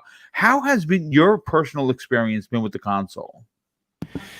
Oh man, well, it starts with the unboxing. I've seen videos and stuff like that, and Courtney, or my wife, hasn't. And I told her, because I knew it was coming, so I told her, I'm like, hey, you got to open this thing. She's like, no, it's your console. I'm like, really? You're gonna end up playing it more than me. So she ended up opening it, and she was like, she was floored by the packaging. I mean, it is a treat. It is premium, very, very, very premium. It is, it's awesome. Just plain and simple, the coolest unboxing for a console I've ever, have ever seen. So that we go to set it up, and the setup process was so ridiculously fast using the phone app. It was insane. I didn't know what to expect using the app, but I booted it up, and I mean, yeah, it's not, I guarantee the whole process didn't take more than 5 minutes, if that. Controller updated right away, super quick. I had an external hard drive that, thanks to you, Boom, in your giveaway, I picked up Valhalla on the house. Due to you, buddy. So yeah, I had it bought. I had it on the hard drive. The only slightly irritating thing was I put it on that hard drive. I plugged it into the new system, and I transferred it. It transferred quicker than I thought it would, to be completely honest with you, because it's just like an older external hard drive. It's a big game, and it didn't take long to transfer at all. But what ended up happening due to the smart delivery, it actually just re-downloaded the proper version of the game. Yeah. So I did have to download, but what it did show me, it was my first test of seeing the download speeds. I don't know the hard facts to back it up, but I promise you this thing is downloading games through the same internet that the One X has been using. It's downloading games quicker. Just straight up, it is. So I don't know why it's doing that. Obviously, it's probably just because it's a new, system and everything. But I downloaded the game quickly, and let me tell you something, man. Being such a big fan of Odyssey, Origin, knowing that I have like a roughly close to 10 teraflop PC with an NVIDIA card in it and everything. Trying to run Odyssey on the PC, it murdered. It took my PC back in the tool shed and just beat the crap out of it. Odyssey did, and I couldn't even get close to 60 frames per second with my PC, which was way more expensive than the One X at the time, stuff like that. And so to go to a game that is graphically different but just as impressive as what Odyssey was, and then seeing it in 60 frames a second is magnificent. It is fantastic. I just can't say enough good about it. I tried out Monster Hunter World, which is important to me. I tried that out briefly, playing that in the quality mode at darn near a lock 60 frames per second was phenomenal. I mean, it feels like a new game. I did try a few other games on it, but bottom line, State of Decay 2. My wife and I played a lot of that game, and I always played on game. Yeah, I always played on PC just because I had the 60 frames a second there, but I'd always look over and she'd be playing on the Xbox, and I like threw up in my mouth a little bit every time I saw it. The motion blur was always terrible. The 30 frames a second. Yeah, I always felt bad for her, but first off, the load times on that game, they're ridiculous. Insanely fast. Insanely fast. And silky smooth. 60 frames a second, man. It's a game changer in so many ways. The new controller it is the perfect evolution of what I think was already the best controller out there, period. Just got better. It feels fantastic. I personally... I'm sensitive to things like frames per second. My main type of game used to be the fighting game. I used to be really, really big into it. I used to do 1 frame link combos on Street Fighter 4. If anybody knows what that is, I used to be big into it. So a single frame used to be like a big deal to me. So I instantly could feel a difference with the controller, the low latency through the controller. My wife can't tell the difference. I could tell a huge difference. I felt it. I was like, oh wow, you know, so that's a big deal to me. So I just can't say enough good. I haven't had any issues whatsoever with it. You can't hear the thing. You have to put your ear up right next to it to hear it. Like, I mean, right next to it to hear it. The top of it got a little bit warm, and to me, that was a good thing. It's doing its damn job. You know, that's the only place where it was warm, was at the very, very top of the console. I do have mine horizontal, but yeah, dude, it's just it's a winner. I don't know how else to say it. It feels like the most premium $500 product I've ever owned. I can't believe it's just $500. Hey, one other thing I forgot to mention, and I don't know if anybody else has checked this out. I did buy Avengers, and I've been playing that as well. And is it better? I mean, I'd never played it before. Original, okay. But you know, it is running at what seems like a solid 60 frames a second, right? Nice. With no screen tearing or any of that stuff that goes on. So it's really it's been an interesting experience so far. But I'm just like out of the main A-Day disaster part of it in the graveyard chase scene, if anyone's playing it. Yeah, I actually got to get back to it because it did kind of run like mud. Yeah, but that's what I'm saying. Imagine get back to it. Imagine playing the story at a solid 60 frames a second locked. Yeah, I definitely got to get back to that. Well, listen, Tempest, great breakdown of what you're enjoying about the console, and you're right. Yep. $500. They could have charged $600, and I think we would have paid it because it's that premium of a console. Right. Mm-hmm. Yeah, I absolutely agree. I'm just looking forward to more. And one thing I said to you, Boom, in the pre-show is the only gripe I have with Valhalla, real quickly, and this is a gripe about Valhalla as much as I love it.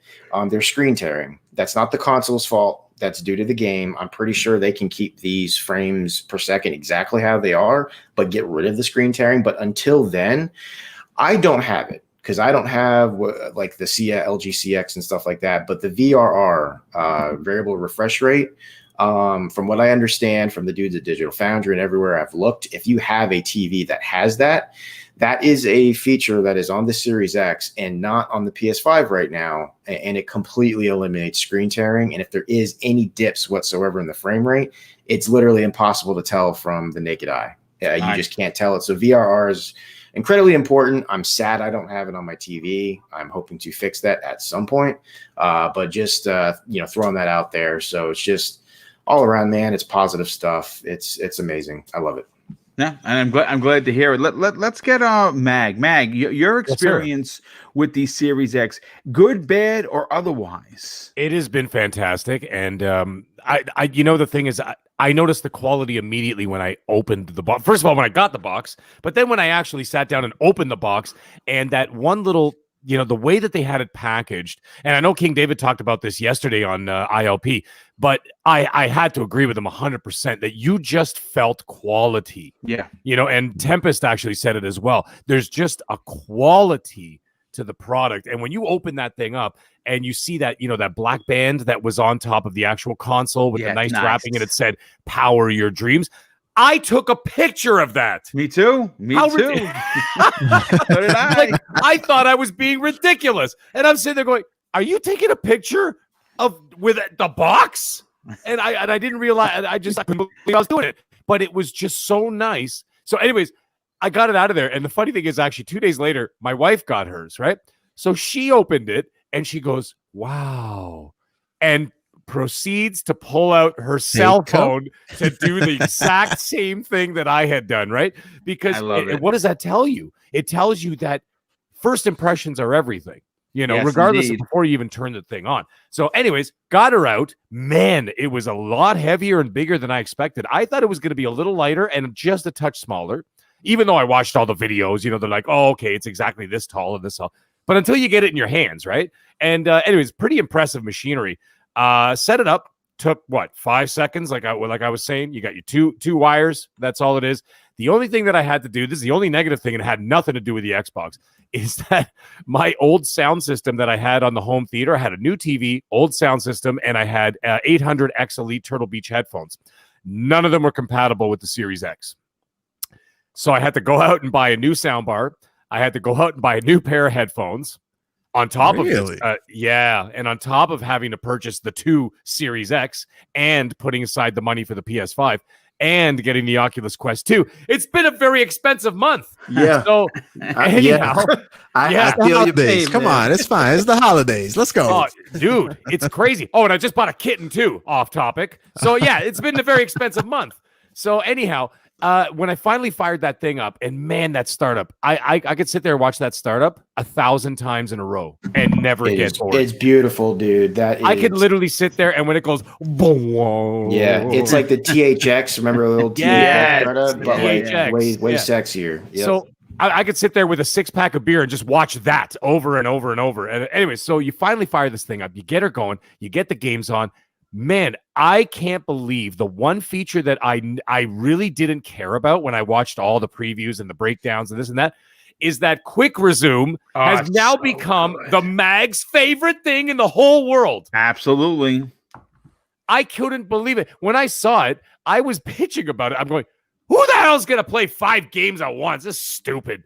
I mean, I was like, it's a gimmick. And then I started thinking about it. I'm like, well, maybe it's not really a gimmick, but I don't know. Check it out. But I was still like on the fence about it. Now that I got it, quick resume is now like the mag's favorite thing in the entire world. Okay, forget it. Not even the new kitten that's coming is not. I don't know. I'm not even excited about that compared. Okay, compared. You can't live without it. I know. And that's the thing. Then I fired up the games finally, and the games that I got to start with, because we have no games. But the first games I started with was AC Valhalla. I downloaded Doom Eternal. I downloaded Tetris Effect. I downloaded that roller coaster one. What is it? Coaster Tycoon or Coaster World, whatever. It was on Game Pass. Tycoon? I think it was. I don't know. It's a new one, or it's called Planet Coaster. Sorry, that's what it is. Planet Coaster. Oh, yeah. I just downloaded that one. I don't know why I just did it anyway. I downloaded Battlefield 5 because I heard that they were adding all kinds of stuff for the Series X to it. I downloaded. What about Gears Tactics? I did not get to Gears Tactics yet. I'm going to get to it. I downloaded Avengers because I had purchased it on the Xbox One. Gears Tactics I have not gotten to yet. And what the hell was the other one? Oh, and Destiny 2. Yes, and Destiny 2. So I got all those. So obviously, being the Assassin's Creed, aficionado, I had to go with that first. And let me tell you something, guys. I am not a PC guy. Okay, I have, a decent PC, not enough to run, major games or whatever, right? But still, the point is, I have never honestly played an open world game at 60 frames per second before. And when I started taking control of the game, I was flying all over the place. The camera was going everywhere. And I'm going, what the hell's going on?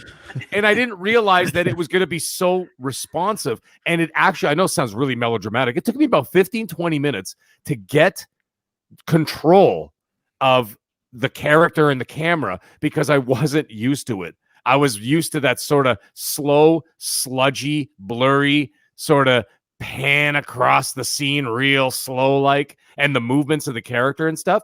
And now that I've gotten my hands on this, and I know Forte mentioned this last week, by the way, is that I can never go back. Yeah. I can never go back. And I know some people are like, I'm going to hang on to my 1X or my 1S. I can't do it. And maybe that sounds like a snob because now I've gotten this taste of this other buffet on the other side. And I'm like, well, that buffet was not bad. Here, try the premium buffet. I'm not going back to the other buffet. I saw the buttered croissants with sausage in it. I can't go back to toast. You know what I'm saying? It's ridiculous. Hey, so, man, I mean, you know what? Man. Just one thing, right? Because just something you said earlier. You know, people keep saying this for a console that has no games. Yes, my entire 1 terabyte expansion card is full. Yeah. On a console that has no games. Exactly. I'm almost full. Sorry. Actually, now that you mentioned almost filling the hard drive, Call of Duty. Yeah, thanks a lot, Activision. Take up half my SSD. So I downloaded that as well. I tried it a little bit last night. It's a little sweaty on the multiplayer side, but Zombies is pretty cool. Have not started the campaign. But anyways, AC Valhalla is probably the most gorgeous thing I've ever seen. And I actually stopped playing. This sounds ridiculous. I actually stopped playing because I want to savor it like a fine wine. Like I'm afraid. Does that sound ridiculous? No, not at all. Like I'm scared that they're not going to come out with a game better than that for at least a year. So I'm like, I don't want to finish this. But guys, the game is pretty big though. I bought all the DLC. I bought the whole, what is it, the gold edition with all the DLC and the season pass. I bought the whole I just bought a horse with wings. So you got your Pegasus? I certainly did, because guess what? I bought my Pegasus in Odyssey, and I was disappointed that I didn't see it, and I saw it. It's like a dark version of the same horse. They didn't call it Pegasus; it's called something else. Yeah. The minute I saw it, I was like, you know what? I'm dropping another $20 into this. And listen. It's the Norse version of it Pegasus. Is the Norse version of Pegasus, and I needed it in my life. Which, by the way, on a historical level, isn't that interesting that they both have a flying horse in their mythology, and they were nowhere near each other?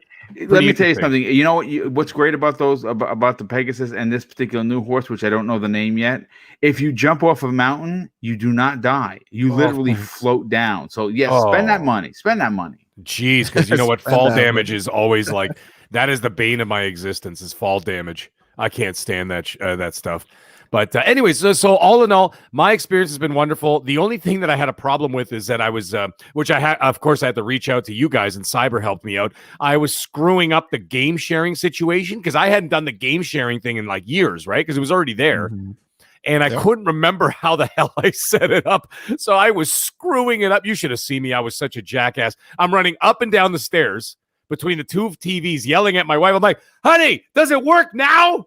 And then she's like, no. And I'm like, okay, hold on a second. I'm going to try something. And I'm pressing buttons, running upstairs, and I'm going, that's it. So I'm like, guys, someone help me out with this game sharing, please. So anyways, other than that, both consoles have been fantastic.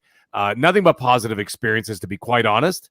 And I just hope the trend continues. And let's face it, guys. Also, let's not forget, Cyberpunk's coming out in a couple of weeks. Oof. We forgot all about that. You notice that nobody's talked about Cyberpunk in the last. You know what it is? Because you know what? No one has to talk about it. When it comes out, people are just basically gonna forfeit their lives. That's cool. Basically, I haven't talked about it because I don't want to jinx it. I don't want. I know. You know what? I'm just sitting back and biding my time until this thing comes out. That was my launch plan. But they pushed it back, and I'm kind of glad because now I'm getting to play a lot of these other games. By the way, speaking of which, Everborn, aren't you happy that they didn't launch it in the spring? How much would that have sucked, honestly? Yeah. Like, we would have been basically done the story by now and stuff, and it would have been like, and then, you know, I'm glad that it's waited till next generation for either PS5 or Series XS users, so I'm glad about that. So, anyways, it has the gen like features since it got the delay, because I know they were going to release some version and then they were going to do the next gen patch later on. Yeah, it's going to be next year. Yeah.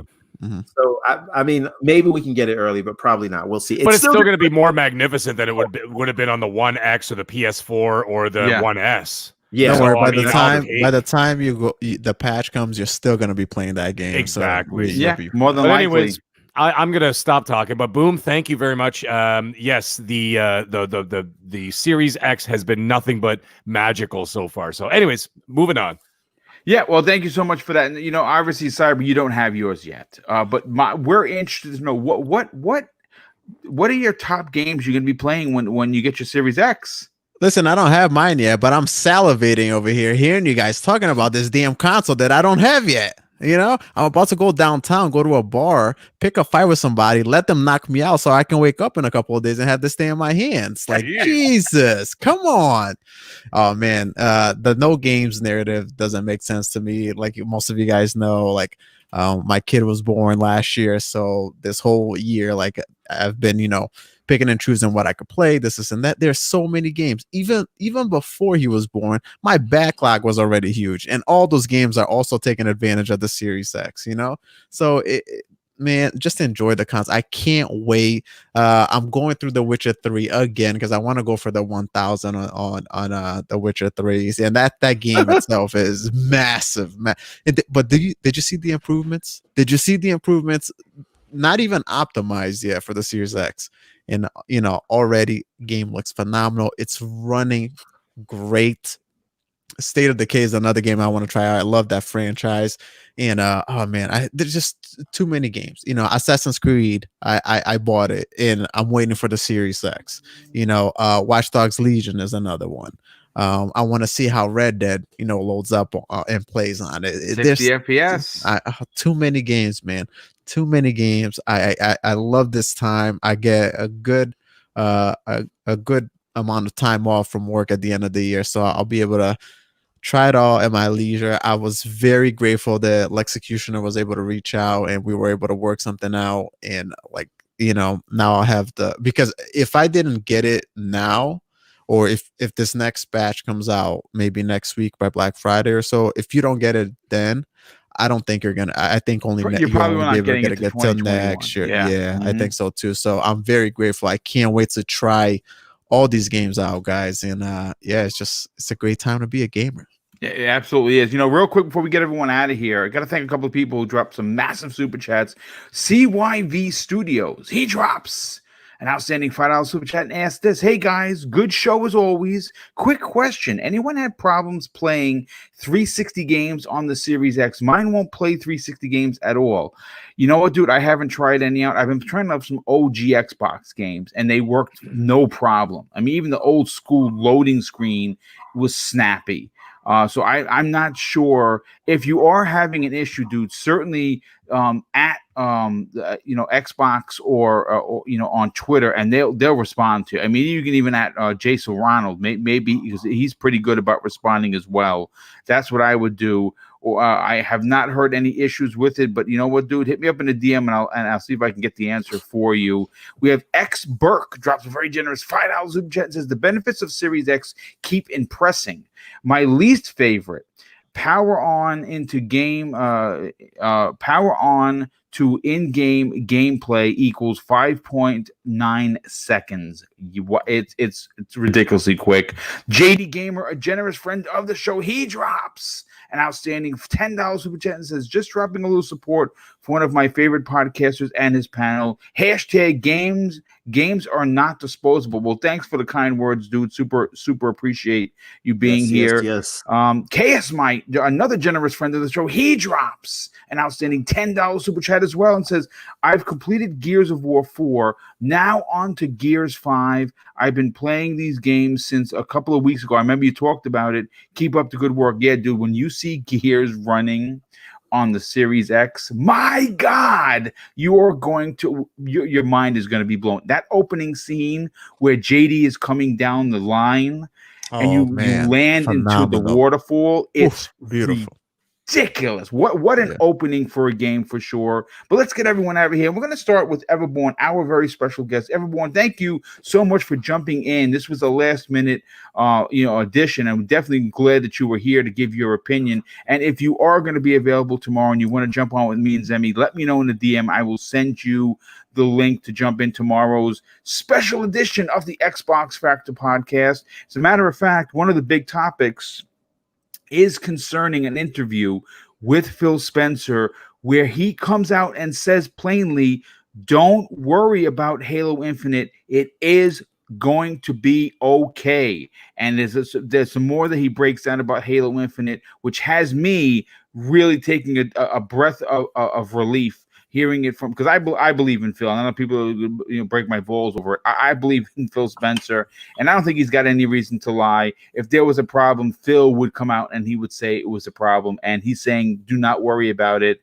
And I'm going to break down exactly what he had. So everyone, where could people not only reach out to you potentially for a conversation on social media, but what do you got going on that you might want to share with everybody in the room?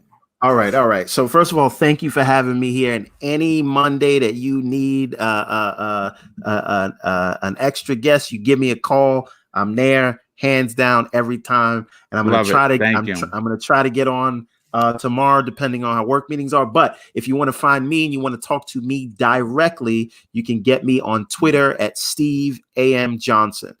But what do I have going on? Everborn, you see the background, you see the shirt. We have an entire transmedia franchise that I'm trying to put together. We have games, novels and comic books, and we are working on a pilot for an anime series.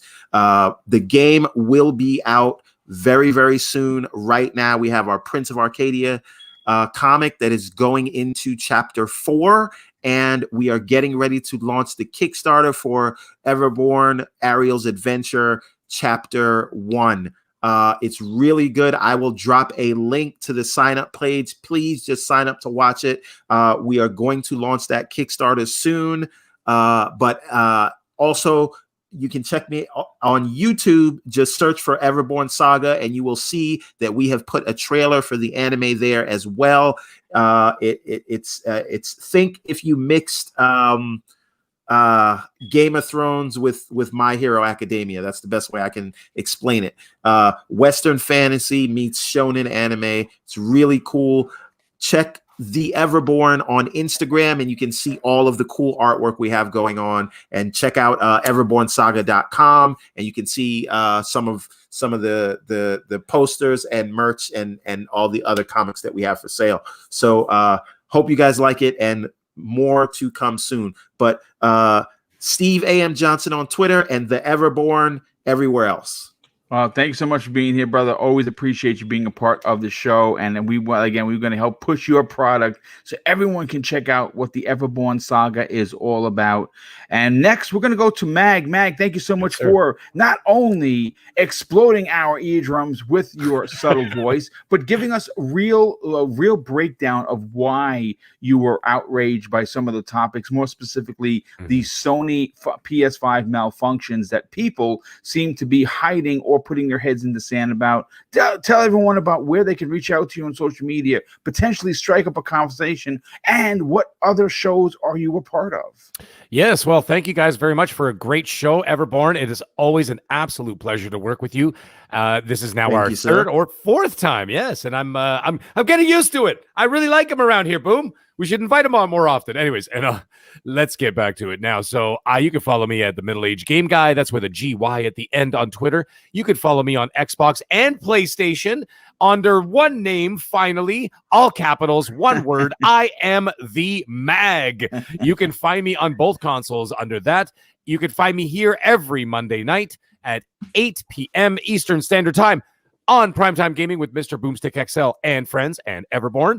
And you can find me every Tuesday night at 10 p.m. Eastern Standard Time with Noof Nukem and Titan Drago on Gaming After Dark. So, guys, it was always a pleasure. Chat, it was a pleasure. Panel, it was wonderful. Listen, guys, don't get too excited. You know, everybody in the chat, I saw some, a little bit of fire going back there. It's okay to have emotions, okay to have some fun. But remember, guys, at the end of the day, we're all just gamers, and we're all just having a good time. So let's keep it nice, and let's just whatever. You know, everybody's got an opinion, and we'll just keep it that way. So everybody be great to each other. Everybody have a great week. We'll see you all next Monday. Yeah, well, thank you so much for being here. And of course, Tempest Son, brother, where could people reach out to you on social media? Potentially get shot in the face by you by playing online games, because of course your murder count gets higher and higher every time we talk.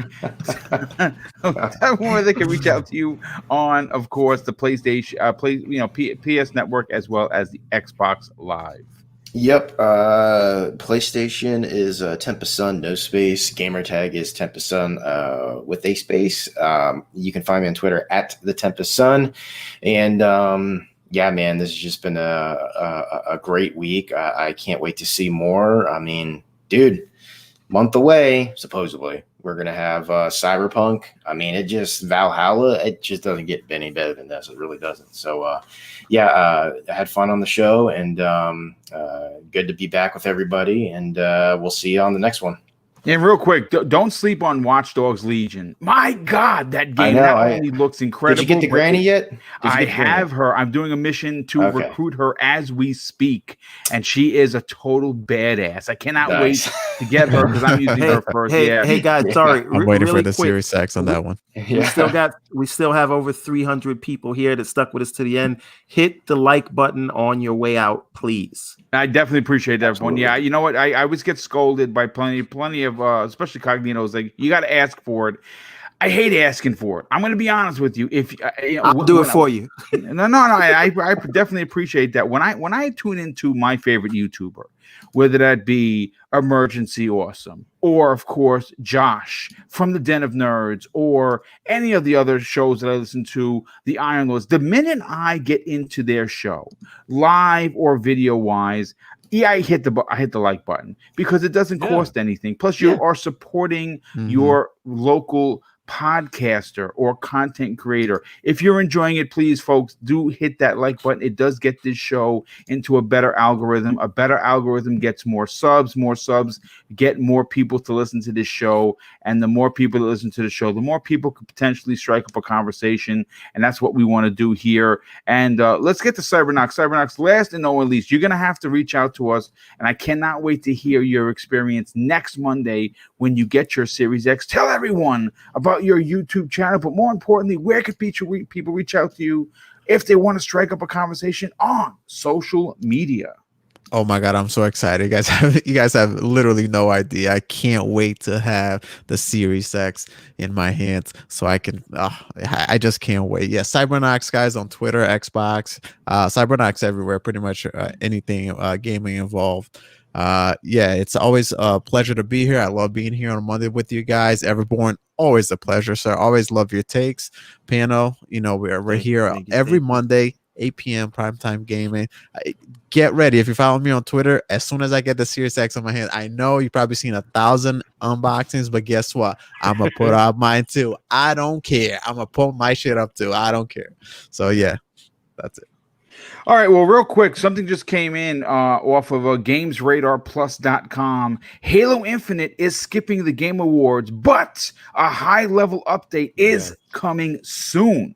I just read it too. Yeah. So yeah, I'm going to be adding this to the Halo Infinite talk tomorrow afternoon at 12 p.m. Eastern Standard Time on the bonus episode of the Xbox Factor podcast. Listen, folks, we want to thank everybody that came out here. Of course, we want to thank Lethal Papa and the moderators that keep these streets safe. And obviously, Lethal, as usual, was busy because I don't get it. Why would you tune into a show? Oh, boom. Can I say one more thing before you close out? Real quick.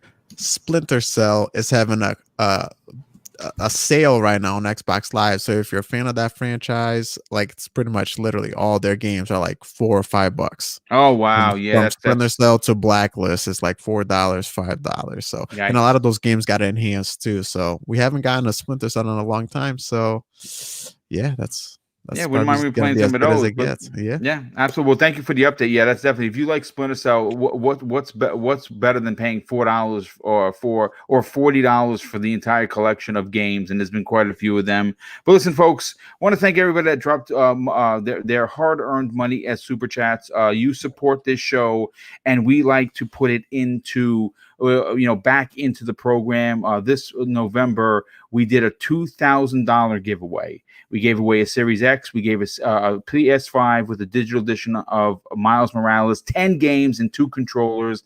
And we're not going to do that big of a giveaway for Christmas with Mr. and Mrs. Boom. That's coming up at the end of December. We're probably going to do a $500 or $600 giveaway. And the way that you are going to be entered is the same way we did for this contest. And I can only do it this way because, folks, this stuff is expensive, and it's just you need revenue coming in from the Patreon. You need revenue coming in from channel support. If you are a channel member or you are a member of the Patreon, you are going to be automatically entered to win one of these big prizes. So far, we have a robot white Xbox Series X controller, another DualSense controller, and we're going to be adding a bunch of gift cards and digital items as well. So if you want to be involved, all you got to do is become a channel member or become a Patreon member, and you are automatically entered. And you get 2 entries if you are a part of both. But, of course, I want to thank everybody for being here, taking the time to hang out with us. And, of course, I'm going to close out the show with something that's important to me. Hopefully, one day it'll be important to you. And that's something that my dad taught me. And I think now more than ever, we need these kinds of statements. And he said, son, treat others how you want to be treated. And also, it doesn't cost anything to be nice. You live by those rules, and I can guarantee you, you're going to have an awesome day. So take care, everyone. Enjoy gaming on whatever console you enjoy gaming on. And we'll see you next week on the newest episode of Primetime Gaming with Mr. Boomstick and Friends.